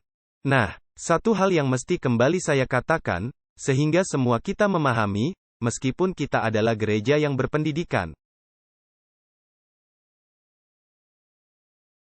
Saya mendapati adanya orang-orang di gereja, berjuang menjelaskan perbedaan. Apa itu patung kepada binatang dan tanda binatang? Jadi, binatang di sini adalah binatang pertama dari Wahyu 13, yang patungnya sedang dibuat. Jadi, patung adalah seperti gambar, yang kelihatannya seperti binatang yang pertama. Dan binatang pertama adalah suatu kuasa, yang didefinisikan oleh gereja. Memiliki kuasa atas negara, guna memerintah negara, sehingga negara memaksakan dogma gereja. Jadi, patung kepada binatang, adalah gambar yang mirip kepada binatang. Yang artinya, ketika patung kepada binatang terbentuk, ini berarti gereja dan negara kembali bersatu. Jadi, paham nasionalisme Kristen, dengan upaya merubuhkan pemisahan antara gereja dan negara. Itu merupakan blok pembangun. Kepada jalan di mana patung kepada binatang sedang dibentuk. Jadi, kembali, saya mengatakan hal ini tidak dengan cara politik. Hal yang kita lihat sekarang ini, adanya pergerakan lebih ekstrim dari dua partai politik itu. Sehingga adanya reaksi dari pemilihan presiden baru-baru ini, yang berasal dari paham ekstrim. Yang memimpin kepada sayap kiri yang lebih ekstrim, dan yang akan mendapat tanggapan dari sayap kanan, yang meliputi paham nasionalis Kristen. Jadi, saya tidak meramalkan kapan datangnya hukum hari Minggu, tetapi kita melihat adanya ayunan bandul ini yang semakin keras. Dan saya tidak merasa nyaman, di pihak manapun dari ayunan bandul yang keras ini. Maka saya akan merasa lebih aman berada di ruang Maha Kudus, dengan mengikuti Yesus. Karena memang ayunan bandul ini sangat keras. Jadi, secara jelas, Anda melihat reaksi dari hal-hal yang berlebihan, hal yang sedang terjadi sekarang. Dan kembali orang-orang menjadi frustrasi dengan inflasi, dan naiknya harga BBM dan rumah, tanah, dan pemukiman, yang semakin meningkat dan membuat sulit kehidupan. Jadi orang-orang akan berkata, saya tidak terlalu peduli dengan paham nasionalis Kristen, tetapi jika tagihan gas saya bisa turun, dan harga properti bisa lebih murah, dan uang saya bisa lebih hemat, sehingga tidak perlu banyak mengeluarkan uang untuk BBM, saya akan menerimanya, dengan tidak memandang partai politik manapun. Dan sebagai orang Advent hari ke-7, saya tidak mengajari Anda. Saya hanya mengatakan, disinilah Anda mulai mendapat masalah, ketika melihat hal-hal melalui lensa politik. Dan bukannya mengatakan, inilah hal yang dikatakan Alkitab, dan kita mesti fokus akan hal ini. Ini adalah sangat serius. Sebelum kita membaca artikel, Alkitab sangat jelas mengatakan ketika kata-kata Nabi menjadi kenyataan. Maka kita tahu, bahwa Tuhan telah berbicara melalui Nabi itu. Dan Nyonya E.G. White di dalam buku The Great Controversy, Kemenangan Akhir, sangat jelas mengatakan. Hal yang akan kita baca sekarang. Marilah kita melihat layar. Ini dari buku The Great Controversy. Pasal 35, yang merupakan suatu alinea kecil. Mari kita ke layar, Saudara Richard. Dan kita akan membacakan artikel. Dan Saudara McNulty, ini menunjukkan dengan tepat, apa yang dikatakan roh nubuat, dan bahwa Ellen G. White adalah seorang nabi sejati. Catatan sejarah masa lalu ini, secara jelas mengungkapkan permusuhan Roma kepada sahabat sejati dan para pembelanya. Dan alat-alat yang dipakai Roma, guna menghormati lembaga ciptaannya. Firman Allah, mengajarkan bahwa adegan ini akan kembali diulangi. Ketika Gereja Katolik Roma dan Gereja Protestan akan bersatu guna meninggikan hari Minggu. Lihat artikel ini, dan yang tadi kutipan tahun 1888, dan sekarang tahun 2022. Gereja Katolik dan Gereja Injili kembali bersatu. Dikatakan, Gereja Katolik dan Gereja Injili membagikan hal yang umum. Dan ini bukan sekedar kepercayaan mengenai kehidupan Kristus, kematiannya dan kebangkitannya, yang merupakan pusat dari iman Kristen. Dan kabar baik bagi seluruh dunia. Dua kelompok itu dipandang rendah oleh elit liberal Amerika, yang kita sebut sebagai Raja Selatan. Yang seperti peristiwa baru-baru ini, pemberitaan mengungkapkan, terlibat dalam upaya kerjasama guna menggerus kredibilitas mereka. Mengolok-olok kepercayaan mereka, dan menghilangkan sisa-sisa pengaruh yang ada, yang mereka terus upayakan. Di lapangan publik negara kita. Sekarang dengarkan, Dr. McNulty, saya akan memperbesarnya, sehingga semua orang bisa melihatnya. Dikatakan, demi bertahan hidup mereka berdua. Juga demi bertahan hidup negara kita. Para penganut Katolik dan para penganut Injili harus mencari kesempatan baru demi menghasilkan persekutuan yang strategis. Sungguh tepat dengan nubuatan. Tepat seperti hal yang Tuhan sudah katakan kepada kita. Ini baru keluar pekan lalu. Dan mereka juga menceritakan ancaman yang dilakukan. Dan semua hal-hal yang menyertainya, dan mereka terus senantiasa membicarakannya. Coba kita baca yang bagian ini. Tentu saja, bukan kelompok elit yang merendahkan semua penganut Katolik dan Injili. Hanya kelompok yang menentang sayap kiri, agenda sosial kiri, dan seterusnya. Jadi, dikatakan demi bertahan hidup kita semua mesti bersatu, agar hal ini bisa menjadi kenyataan. Lihat, hampir 30 tahun silam, organisasi Katolik, bersama-sama Injili, mengeluarkan pernyataan pertama mereka, ini di tahun 1994. Yang tidak hanya menerangkan apa yang mengikat dua kelompok keagamaan itu bersama-sama. Yang sama-sama mengutuk aborsi di Amerika. Hampir 50 tahun silam, para penggiat pro-life memulai barisan kehidupan. Yang memulai suatu contoh kerja sama kuat antara Injili dan Katolik. Apa komentar Anda tentang hal itu, saudaraku? Saudara Richard, bisa padamkan layar. Hal menarik, adalah ketika di tahun 1888, yang menyatukan Katolik dan Injili merupakan hal pelarangan. Dan sekarang adalah mengenai aborsi. Nah, sebagai para penganut Advent hari ke-7, kita mendukung pemikiran tidak menggunakan alkohol. Kenyataannya, orang-orang tidak menyukai prinsip ini. Jika ada pemilihan di wilayah lokal, dan di kotak suara, Anda bisa melarang penjualan minuman keras di toko lokal, maka Anda mesti memilih orang itu. Karena itu bagus untuk masyarakat. Dan akan berkurangnya peristiwa pengemudi mabuk di jalan raya, dan seterusnya. Dan dalam pengertian yang sama, sebagai penganut Advent hari ke-7, dan Gereja Dunia, Komite Biblical Research Institute, dalam 2 tahun terakhir, menerbitkan bantuan semua ayat-ayat Alkitab yang menunjukkan Allah menganggap bayi dalam rahim adalah hidup, itulah sebabnya. Jika ada seorang ibu yang sedang mengandung, tewas dan bayinya juga meninggal. Orang yang melakukan kejahatan bertanggung jawab atas kematian ibu dan sekaligus bayinya.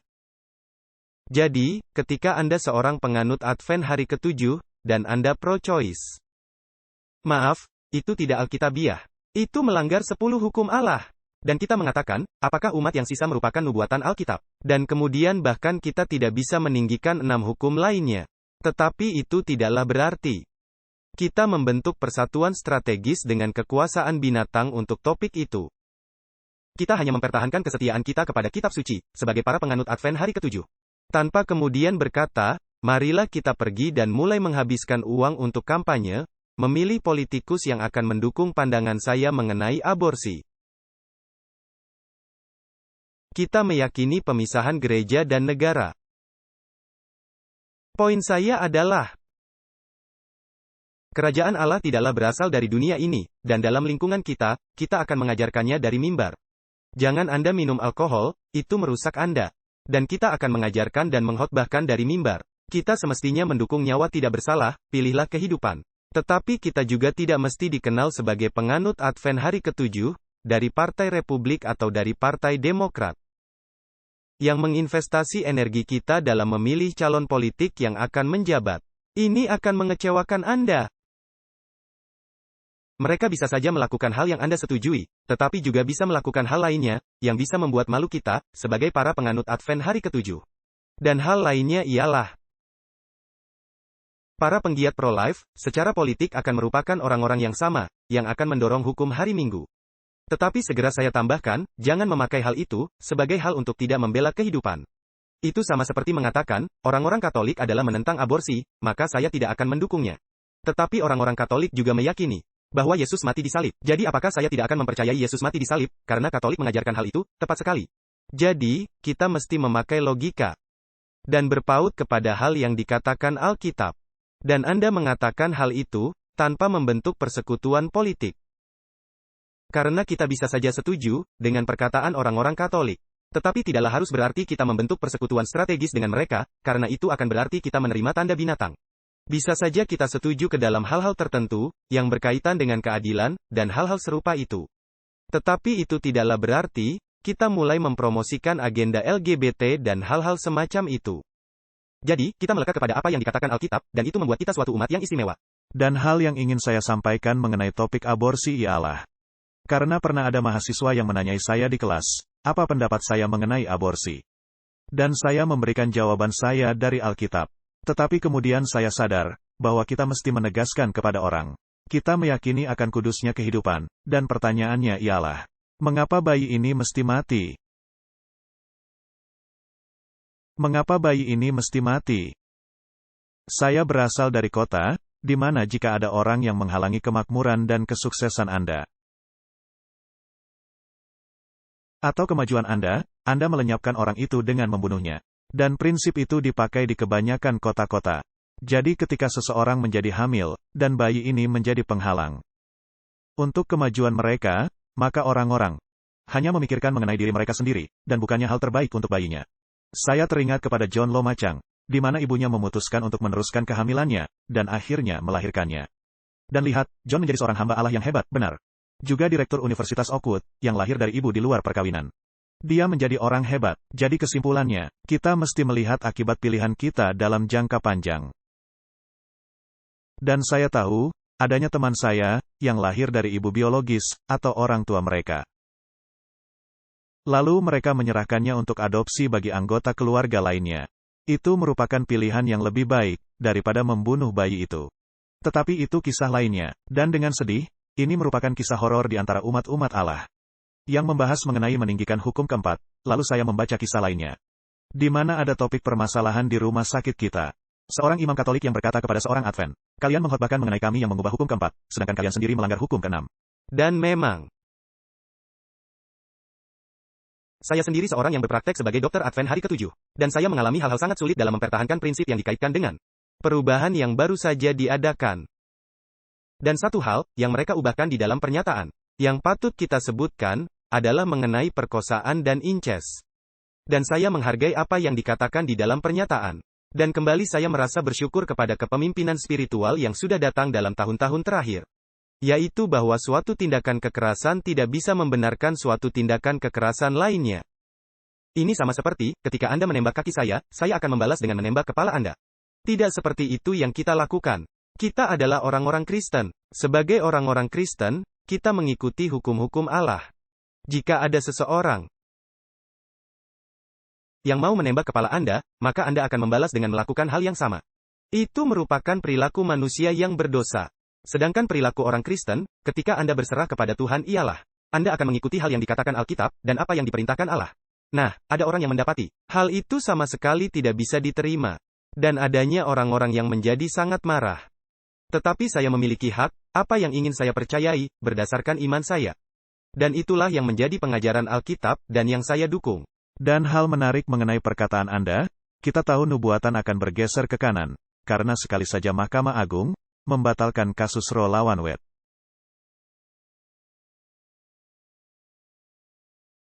Anda akan melihat suatu keadaan tanpa hukum, yang sangat ekstrim. Di mana hampir ilegal untuk melakukan aborsi sekarang ini, sedangkan 2 bulan lalu, aborsi masih legal. Tetapi ini tidak ada hanya di sayap kanan, tetapi di sayap kiri, Anda melihat orang-orang marah yang sangat menekan, akan membunuh Anda. Jadi, ini menunjukkan bagaimana keadaan bisa berubah. Dan sebentar lagi akan ada pemilihan. Saudara-saudari sekalian, ini akan sangat menentukan. Mari kita pergi ke layar. Dr. McNulty masih memiliki waktu 15 menit. Lalu kita akan lanjut dengan hal lainnya. Mari kita melihat layar, Saudara Richard. Nah, artikel ini ditutup dengan perkataan, lembaga-lembaga elit di negara ini tidak akan berhenti menyerang kelompok Injili dan Katolik, hingga mereka merasa yakin bahwa kita tidak lagi menjadi ancaman bagi rejim mereka yang sekuler, dan penuh penderitaan. Segala bentuk kerapuhan, tidak peduli betapa tidak penting, akan dieksploitasi menentang kita. Tentu saja, kita terbiasa akan hal itu. Perhatikan, kita, yang merujuk kepada kelompok Injili dan Katolik. Juru selamat kita lebih berat mengalami penderitaan. Dan dia memberitahu para pengikutnya untuk siap menghadapi hal yang sama. Langkah juru selamat kita ditandai dengan doa dan kesabaran, juga dengan iman dan perbuatan baik. Juru selamat kita juga tahu seorang sekutu. Apa itu sekutu? Teman atau yang ada di pihak Anda. Ketika dia melihat seseorang, karena barang siapa yang tidak menentang kamu, berarti dia ada di pihakmu. Kita mesti menerima nasihat Kristus. Penganut Katolik Roma ini berkata, kaum Injili dan Katolik mesti kembali bersatu. Dan hal yang membuat artikel ini begitu bersifat iblis adalah penulis yang sama, Casey Chuck, yang menulis 2 tahun sebelumnya. Bawakan kembali hukum biru, hukum hari Minggu. Mari kita tunjukkan lebih lanjut. Orang yang sama, Casey Chuck, yang baru berkata, kaum Injili dan Katolik mesti kembali bersatu, juga berkata, bawakan kembali hukum biru, hukum hari Minggu. Lihat saja apa yang dia katakan. Saya tidak akan membaca semuanya, tetapi di dalam artikel ini, dia menuliskannya sangat jelas, dengan berkata, mengenai keperluan untuk menghadirkan kembali hukum biru. Dan kemudian secara terang-terangan, dia berkata, wah, yang mana? Dia berkata, hukum biru bisa membatasi kebebasan. Tetapi hanya kebebasan bagi konsumsi tanpa batas. Jika diterapkan dalam cara yang bijaksana dan lebih terarah. Hukum hari Minggu bisa membudayakan nilai-nilai kebaikan. Itu tepat seperti yang dikatakan tulisan Roh Nubuat, guna meningkatkan moralitas masyarakat, memperkuat lingkungan tetangga, dan melindungi bisnis kecil. Dan yang paling penting, hukum hari Minggu bisa meningkatkan doa dan kedamaian. Sekarang ketika Amerika sangat memerlukannya, Anda lihat, itu akan menjadi semacam pertolongan. Itu memang mengambil sedikit kebebasan Anda, tetapi kami sedang menolong Anda. Jadi ini kedengarannya baik. Tetapi Anda harus hati-hati agar tidak dimanipulasi oleh hal ini. Ada 2 hal yang ingin saya sampaikan. Benarlah bahwa, dan kita bisa melihatnya bahwa, sayap kiri sedang menganiaya orang-orang Kristen, apakah itu Katolik atau Injili. Dan ketika Anda dianiaya oleh musuh yang sama, akan lebih mudah bagi Anda untuk bersatu. Dan baru-baru ini, saya membaca artikel yang mengatakan, adalah lebih mudah sekarang ini muncul sebagai lesbian dan homoseks untuk kelompok Kristen, dibandingkan dengan mengidentifikasi diri Anda sebagai seorang Kristen, kepada kelompok homoseks dan lesbian. Karena seorang Kristen sejati akan menunjukkan jati diri Kristen, meskipun dia tidak setuju dengan gaya hidup Anda. Jika saya muncul ke sekelompok homoseks dan lesbian, dan mengatakan, sesungguhnya saya seorang Kristen, Maka apa yang akan mereka lakukan? Mereka akan meneriaki saya sebagai orang bidat yang penuh kebencian. Dan bagaimana Anda bisa berani menjadi orang yang penuh kebencian dan jahat? Sementara mereka memproyeksikan kebencian dan kefanatikan mereka sendiri terhadapku. Dan mengatakan, itulah keadaan Anda. Jadi ketika perilaku itu semakin menjadi ekstrim, dari pihak kiri, dan yang diarahkan kepada kekristenan, Anda akan bisa melihat bagaimana kelompok Injili akan mendatangi kelompok Katolik, dan yang sebaliknya, seraya berkata, "Hei, kita memiliki kesamaan, dari yang kita duga. Kita mesti bersatu untuk alasan yang sama. Untuk memerangi musuh yang sedang kita hadapi." Dan kepausan juga akan mengusulkan, "Hei, sayap kiri, bagaimana dengan hari lingkungan?" Jadi, adanya banyak sekali hal-hal berbeda yang sedang terjadi. Ini menjadi semacam pembuka mata bagi saya. Adalah lebih mudah untuk muncul sebagai LGBT kepada orang-orang Kristen, dibandingkan dengan menjadi seorang Kristen kepada kelompok LGBT. Amin. Kita akan membahas hal terakhir, sebelum Dr. McNulty pergi. Kita akan terus lanjut. Ya, saudaraku. Ya, ada suatu pernyataan yang saya dengar. Saya kira ada. Dari buku The Art of War, buku yang sangat terkenal itu. Musuh dari musuh saya, adalah teman saya. Jika kita adalah musuh kepada orang yang sama, maka Anda adalah teman saya. Meskipun saya tidak suka Anda, kita bisa bersama-sama dan menghadapi mereka. Dan hal lain, mengenai kelompok Katolik yang berprinsip menentang anti-aborsi. Tentu saja, kita juga mendukung anti-aborsi, karena kita tidak ingin membunuh nyawa manusia. Tetapi ini tidaklah benar-benar hal yang tidak mementingkan diri sendiri, karena mereka menghendaki Anda menghasilkan sebanyak mungkin bayi-bayi, dan membaptis mereka. Sehingga kita berjumlah sangat banyak. Jadi dengan adanya 200 juta para penganut Katolik. Dan yang berumur di bawah usia 3 tahun. Jadi mereka tidak berkeberatan. Kemudian mereka bisa menaruh semua orang ke dalam tahapan. Saya memiliki 18 anak, sama seperti dunia ketiga, kami akan datang dan menolong sebisa kami. Dan memberi Anda vaksin, dan hal-hal lainnya, jika Anda mau menjadi Katolik, dan setuju dengan hal yang kami lakukan. Kemudian tidak adanya rekonsiliasi dari semua rumah piatu.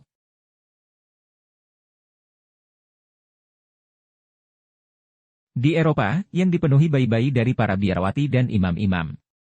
Jadi, ini tidak pernah diperhitungkan. Jadi ada banyak hal di belakang topik itu.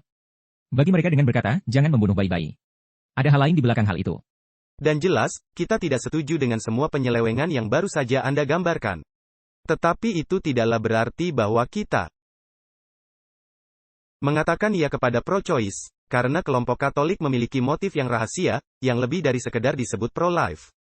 Karena bisa saja mereka memiliki motif rahasia. Mereka mengatakan Yesus mati disalib, dan kita setuju akan hal itu. Tetapi kemudian mereka berkata, Yesus mengalami Immaculate Conception, dan kita tidak setuju akan hal itu. Jadi Anda menarik garis, setuju kepada hal yang bisa disetujui, dan tidak setuju kepada hal yang tidak disetujui. Coba saya bertanya, apakah Roma telah berubah? Tidak pernah.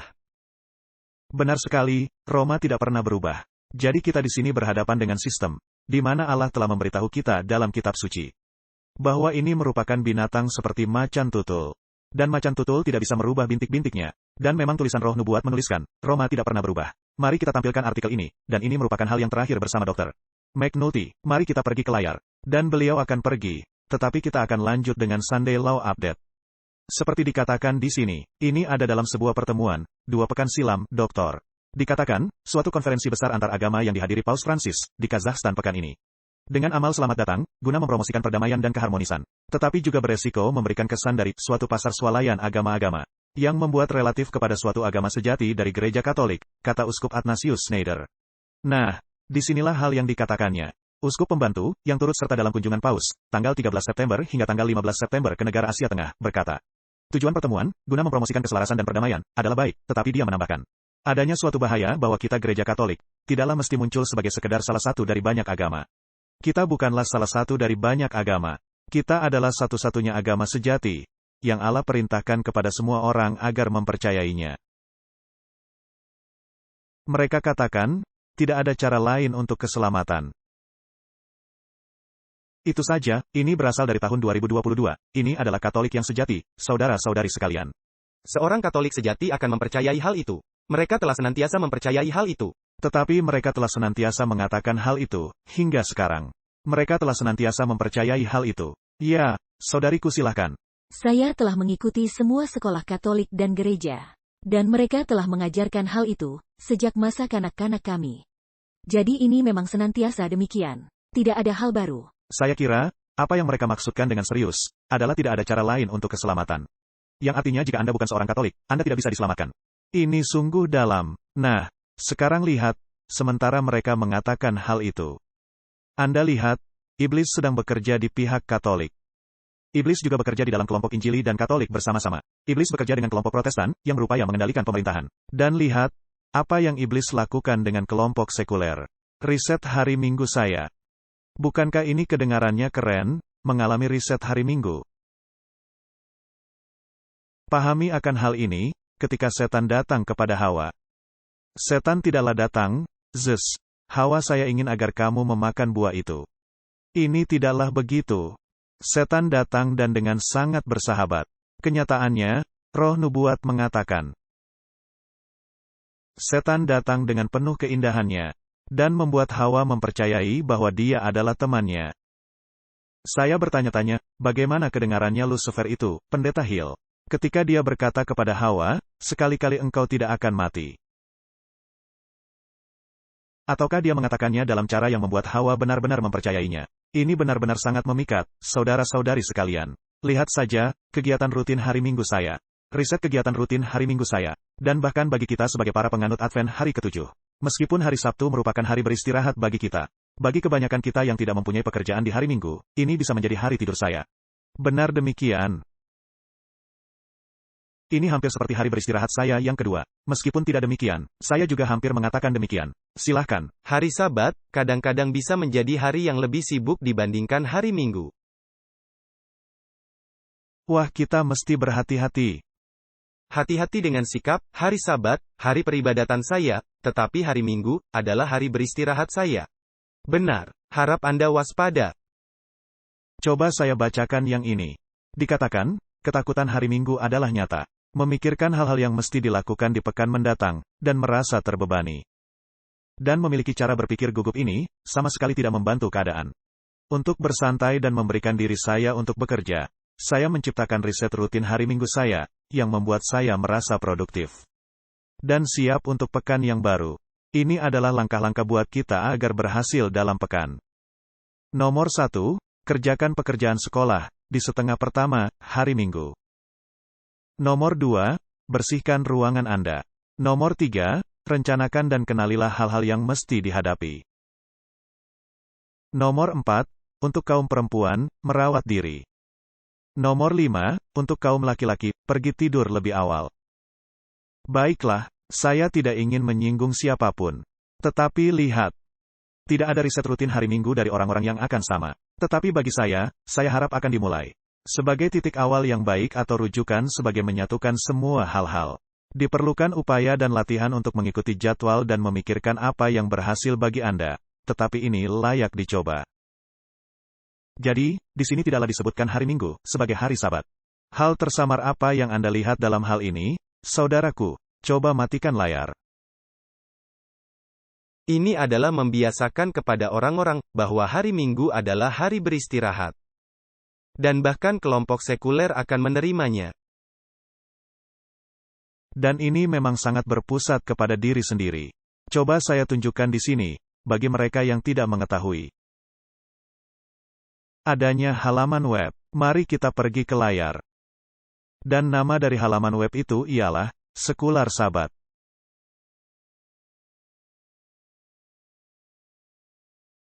Ini bukanlah Kristen, tetapi hal yang terjadi ialah, ini membuat topik mengenai membuat praktek Sabat sekuler. Menghubungkan dengan pikiran yang sama, dalam masyarakat. Ya, ini merupakan tempat untuk tidak terkoneksi agar bisa terkoneksi ulang. Dan waktu yang memang kita perlukan. Jadi ini sekedar menunjukkan bahwa konsep Sabat memiliki konsep sekuler, karena semua orang memerlukan istirahat, tidak peduli apakah Anda seorang yang rohani atau tidak. Jadi ini himbauan. Jadi apakah ini tanda binatang di tangan atau di kepala? Di tangan. Ini di tangan. Dan aspek keagamaan ada di kepala, benar. Ini adalah penurutan. Jadi hal yang terjadi ialah, penyucian Sabat ini sangat dalam. Coba tebak, hal yang sedang terjadi sekarang ini. Kencangkan ikat pinggang Anda. Ini berasal dari West Virginia. Ini terbit tanggal 28 September. Jaksa Agung West Virginia mendesak Mahkamah Agung, guna melindungi Sabat dalam kasus pengadilan. Dan ketika berbicara mengenai Sabat, ini bukan Sabat hari Sabtu. Ini membicarakan mengenai Sabat hari Minggu. Topik Sabat hari Minggu akan muncul di Mahkamah Agung. Ya, Jaksa Agung, lihat, ini berasal dari tanggal 28 September. Jaksa Agung yang berasal dari 17 negara bagian, termasuk dari West Virginia mendesak Mahkamah Agung Amerika Serikat, untuk menerima kasus Grove melawan DeJoy, suatu kasus yang menyangkut akomodasi keagamaan di tempat kerja. Gerald Grove adalah seorang Kristen Injili, yang menyucikan Sabat hari Minggu. Dia adalah pengantar surat yang bekerja di United States Postal Service di Pennsylvania. Menurut pernyataan Morrissey, setelah perubahan kepada United States Postal Service, yang mengharuskan bekerja di hari Minggu, Grove memohon tidak bekerja di hari Minggu, USPS menolak dan Grove mengundurkan diri di tahun 2019, dan mengadukan kasus diskriminasi. Nah, sebelum kita lanjut, kita semua mesti tahu, sebelum jam 8. Karena ketika saya berada di Washington DC pekan lalu, orang-orang menanyakan kapan bisa beristirahat dalam pekan. Saya tidak beristirahat di dalam pekan. Mereka bertanya, apakah Anda bisa hadir dalam Zoom pekan lalu? Nah, sekarang kita ada di Zoom malam ini. Kita akan lebih membahas hal ini pada jam 8.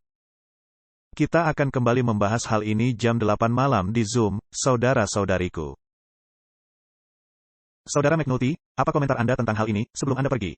Nah, sebagai penganut Advent hari ke-7, seharusnya kita mendukung orang ini. Karena, bukannya kita setuju bahwa hari Minggu itu hari Sabat.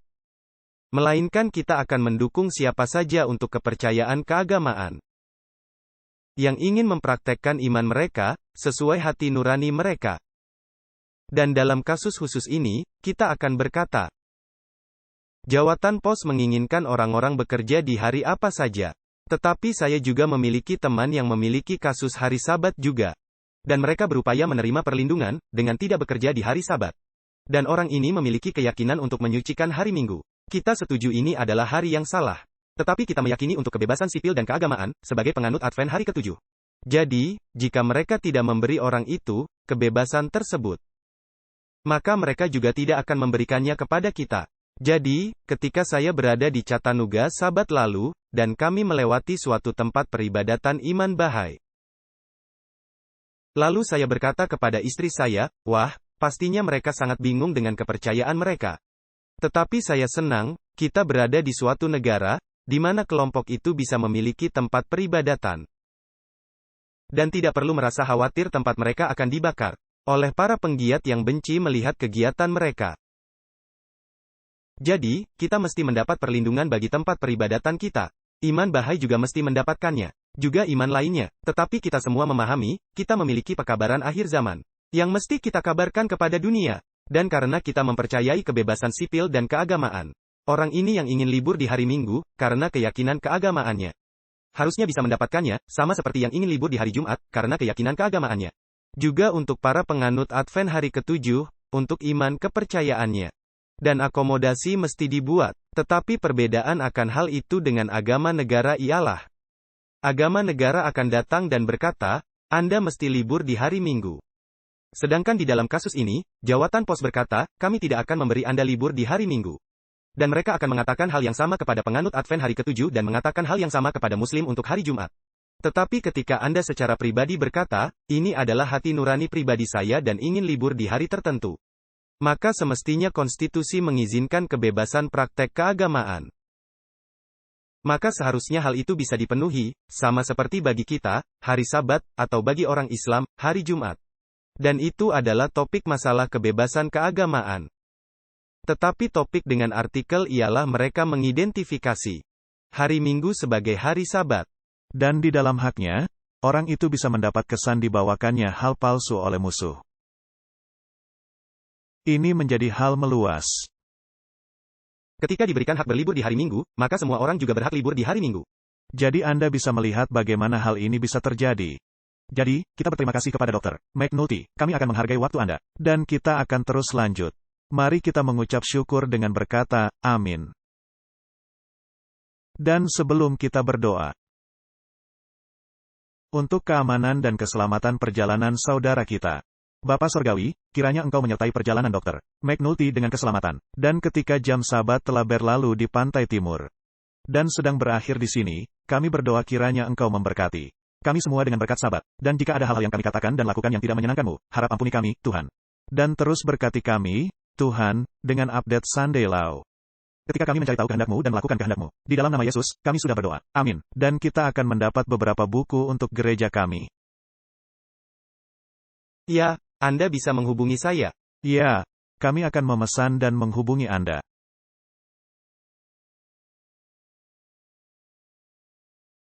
Amin. Anda jangan pergi dulu. Nah, saya lihat ada tangan yang diangkat di sini. Dan kita akan menunjukkan kutipan dari tulisan Roh Nubuat. Yang Allah telah katakan, ya, Pendeta Kut, ada 2 tangan lagi di sini. Kami minta agar penyampaian pertanyaan Anda 30 detik saja atau kurang. Ya, silahkan. Saya setuju dengan dokter, perihal dukungan kepada hak kebebasan keagamaan orang itu. Dan saya senang, dokter menunjukkan masalah yakni, orang itu menyebut hari Minggu, sebagai hari Sabat. Dan saya melihat bagaimana hal itu maju ke pengadilan dengan argumentasinya. Bahwa kita tidak bisa meninggikan apa perkataan orang itu, karena itu tidak benar. Alkitab berkata, hari Sabtu itulah hari Sabat. Hari ke-7 dalam pekan. Apakah kita mendukung pengadilan dalam situasi seperti itu? Ataukah kita mendukung orang itu, karena keyakinan kebebasan keagamaannya? Wah, ini hal serius. Pendeta Critch, lalu pendeta selanjutnya.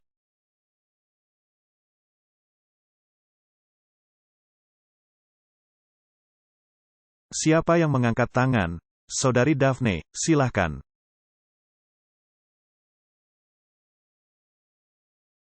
Saya hanya ingin mengomentari artikel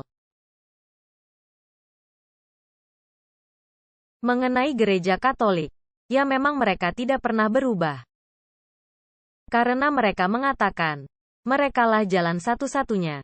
Dan masalah besarnya saya pikir, karena hampir setiap agama mengatakan hal itu. Kami adalah jalan satu-satunya, kami adalah agama sejati satu-satunya. Hal besar yang bisa terjadi ialah, mereka bisa berkata, tidak. Semua orang bisa datang bergabung dengan kami. Dan kami menerima setiap orang dengan agamanya masing-masing, tetapi tidak semua orang menjadi benar. Maka timbullah masalah. Dan bagi mereka yang sedang menonton di YouTube, saya melihatnya di telepon selular saya.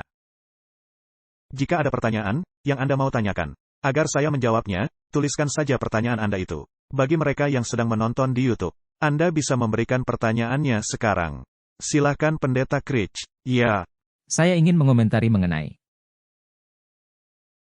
kecenderungan di mana para anggota Partai Republik beramai-ramai menaiki gerobak aborsi. Dan dalam pandangan saya, ketika melihat hal itu, sebagai sebuah partai, kelompok orang-orang, pastilah mereka tidak terlalu rohani, tetapi saya melihatnya, bahwa topik aborsi, pada dasarnya merupakan suatu prinsip yang diorganisir. Dengan kata lain, kita hanya turut serta, tetapi yang tidak benar-benar merasa yakin. Karena jika mereka benar-benar meyakininya, maka tidak terjadi banyak kematian di wilayah-wilayah. Karena kekudusan kehidupan akan menyebar luas dan menguasai. Jadi, pertanyaan saya adalah, apakah mereka benar-benar serius mengenai aborsi dan kekudusan kehidupan?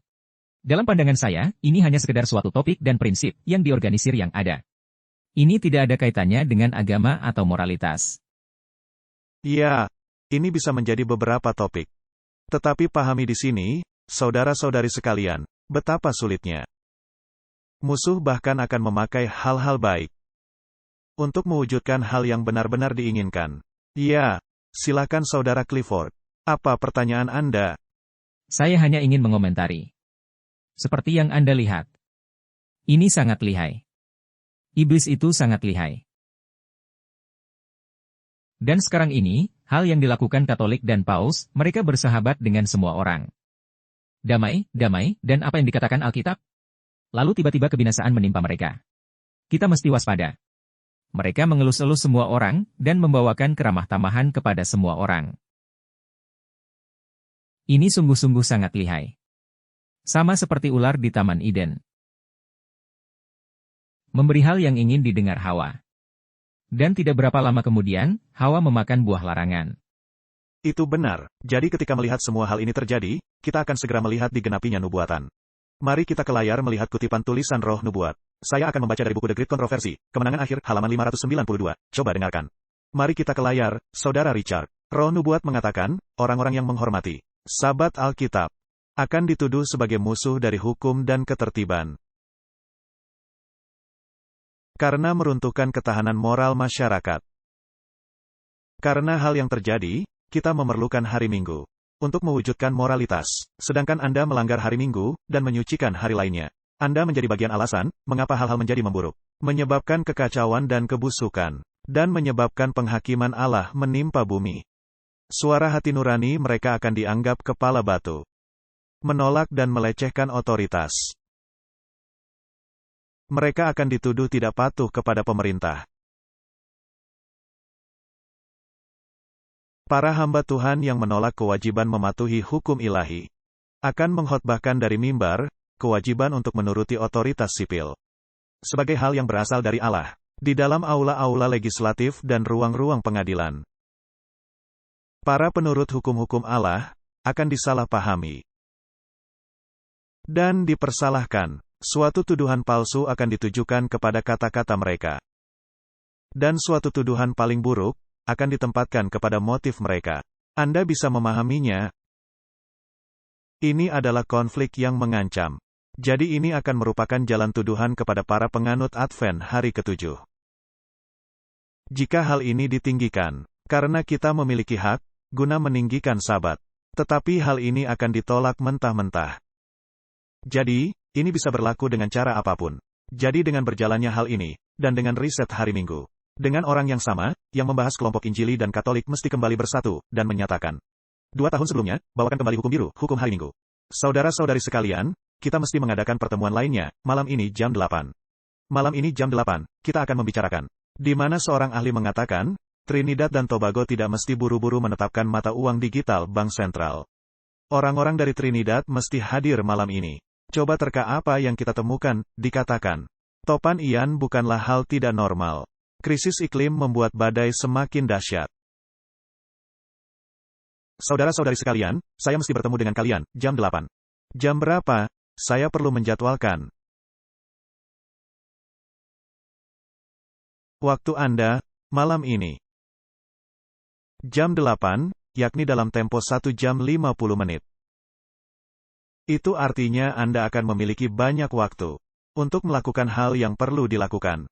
Dan saya perlu membagikan satu hal lagi dan membahasnya malam ini. Jam berapa, rekan-rekan? Jam 8. Di mana kita akan memberikan kesaksian langsung. Jadi kita akan membiarkan tampilan ini selama 1 menit. Ada yang bertanya, berapa nomor Zoom-nya? Nomornya ada di sana. 70302966702. 70302966702. Dan kita akan kembali, dan membahas lebih lanjut akan topik ini. Jadi masih ada 1 jam 50 menit, dan saya akan mengetikkan. Dan saya mengharapkan masing-masing Anda. Ini halaman lainnya, saya harap Anda sudah menghafalnya. Tetapi bagi yang belum tahu, nomor Zoom-nya adalah 70302966702. Dan saya sangat mengharapkan kita bertemu kembali. Ada Zoom dan ada YouTube.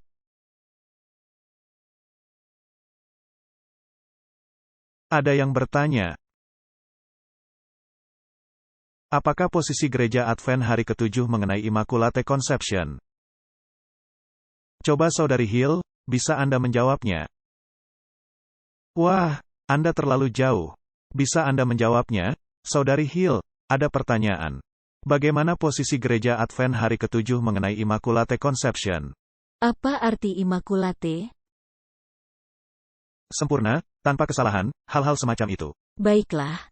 Apakah Immaculate Conception ini dikaitkan kepada Kristus? Tidak, Immaculate Conception dikaitkan kepada perawan Maria, bukan Kristus. Baiklah. Siapapun yang menanyakan hal ini, saya ingin tahu apakah ada orang yang bisa menerangkannya, karena ini adalah hal misteri. Bagaimana seorang perawan bisa mengandung seorang bayi? Tidak, kita tidak berbicara masalah itu. Kita mempercayai mengenai konsepsi yang mukjizat. Baiklah, jadi mereka menanyakan mengenai Maria, baiklah. Pertanyaannya adalah, apakah posisi gereja Advent hari ke-7 mengenai konsepsi sempurna, dikandung tanpa noda? Oh, jadi ini mengenai Maria, dan bukan mengenai Kristus. Bagaimana posisi gereja Advent hari ke-7? Tahan sebentar, selama 15 detik lagi. Dan silahkan Anda mencatat nomor Zoom itu sekarang. Karena kita akan menghilangkannya. 10, 9, 8, 7, 6, 5, 4, 3, 2, 1. Saudara Richard, Anda bisa mematikan layar. Baiklah, posisi gereja Advent hari ke-7 mengenai konsepsi sempurna adalah yang tidak disebutkan di dalam Alkitab. Tidak ada ayat di dalam Alkitab yang menyebutkan Maria dikandung melalui konsepsi sempurna oleh Roh Kudus. Di mana Maria tidak mengalami dosa yang mula-mula. Itu hanyalah doktrin buatan dari gereja Katolik. Anda tidak bisa menemukannya di ayat manapun di dalam Alkitab. Jika Anda bisa menemukannya, kami akan memberi Anda $1 juta pekan depan. Tetapi kami tidak mempunyai uang $1 juta. Mengapa Anda menanyakan perempuan itu? Oh, ada yang menanyai saya. Baiklah. Maria adalah orang berdosa, sama seperti masing-masing kita. Baiklah, Maria adalah seorang berdosa, sama seperti masing-masing kita. Tidak ada seorang pun yang mengalami konsepsi sempurna. Anda memahaminya, konsepsi Kristus adalah mukjizat. Karena tidak pernah seorang perawan bisa mengandung bayi, tanpa berhubungan seksual. Apakah Anda memahaminya? Jadi, kami mengucap syukur kepada Allah untuk pertanyaan itu. Dan ada yang berkata, tidak ada seorang pun yang mengalami konsepsi sempurna. Ada yang perlu dijelaskan, pagi ini dokter? Menyinggung mengenai deist. Bisakah Anda menerangkan apa itu deist?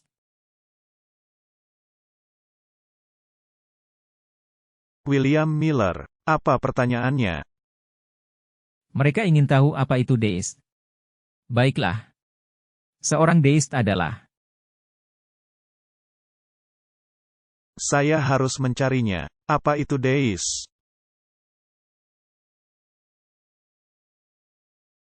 Seorang deis adalah agama alam, suatu bentuk dari teologi rasional, yang muncul di antara para pemikir bebas, orang-orang Eropa. Di abad 17 dan 18, deis berpendapat bahwa keagamaan mesti ada di bawah otoritas dari akal manusia, dan bukannya pernyataan ilahi. Beberapa prinsip mendasarnya ialah, bahwa Allah itu ada. Dan Dia menciptakan dunia, tetapi di luar itu, Allah tidak terlibat secara aktif di dalam dunia, kecuali penciptaan akal manusia. Yang memampukan kita menemukan Allah, melalui perbuatan baik, yang merupakan keselamatan oleh perbuatan. Jadi, orang-orang seperti George Washington, Ben Franklin. Baiklah, Pendeta Critch. Baiklah, saya ingin menanyakan mengenai konstitusi dan para bapak pendiri bangsa yang menuliskan dokumen itu.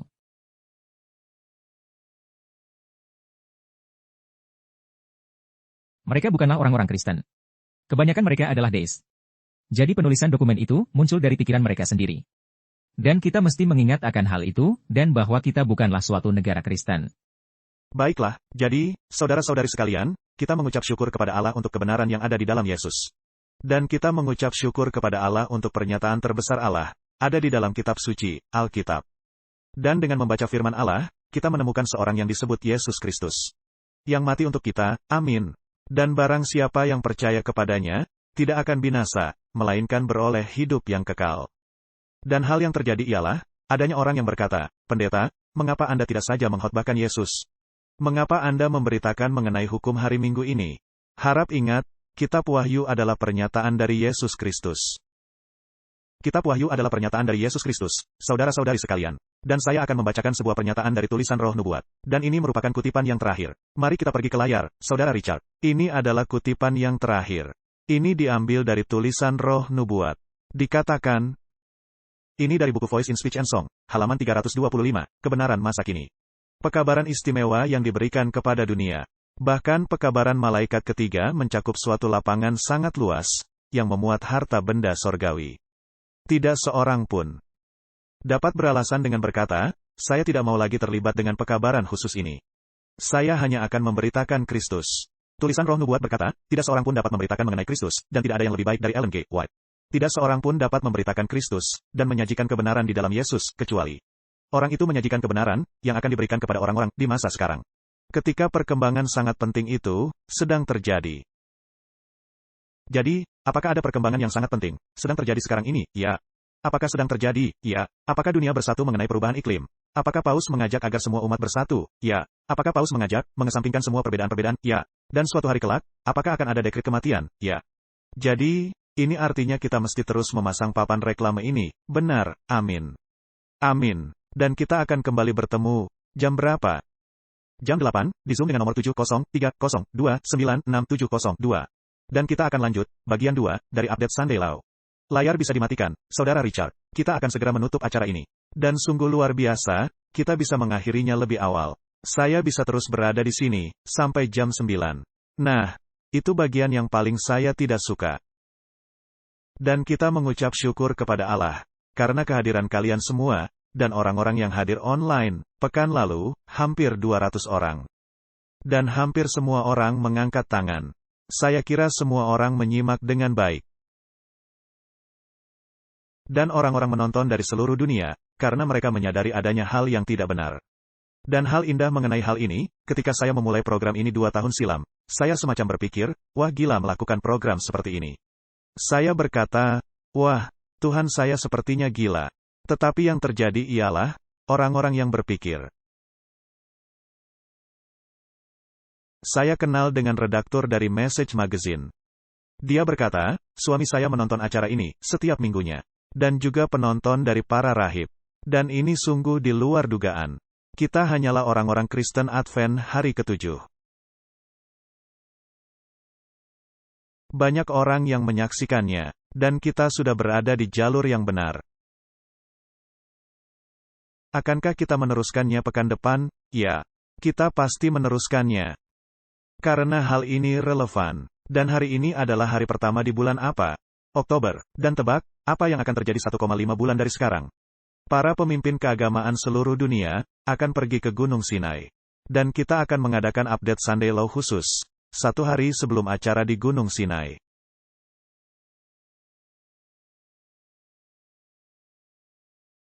Satu hari sebelum kunjungan ke Sinai, tanggal 12 November kita akan mengadakan acara khusus. Update Sunday Law, kita akan berdiskusi, karena pikirkan saja.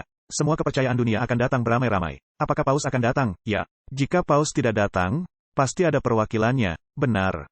Dan mereka akan membicarakan mengenai perlunya kembali ke 10 hukum, guna menghentikan perubahan iklim. 10 hukum ditambah 1 hukum. Sebagai hukum mereka, dan salah satu dari hukum mereka adalah, kita memerlukan 1 hari dalam pekan, guna beristirahat bebas karbon. Wah, tamat sudah. Dan ini yang menjadi alasan, mengapa kita melakukan upaya KKR ini. Dan jam berapa kita akan memulai acara kita di Legacy Center? Jam 5. Jam 5 di Legacy Center. Harap hadir.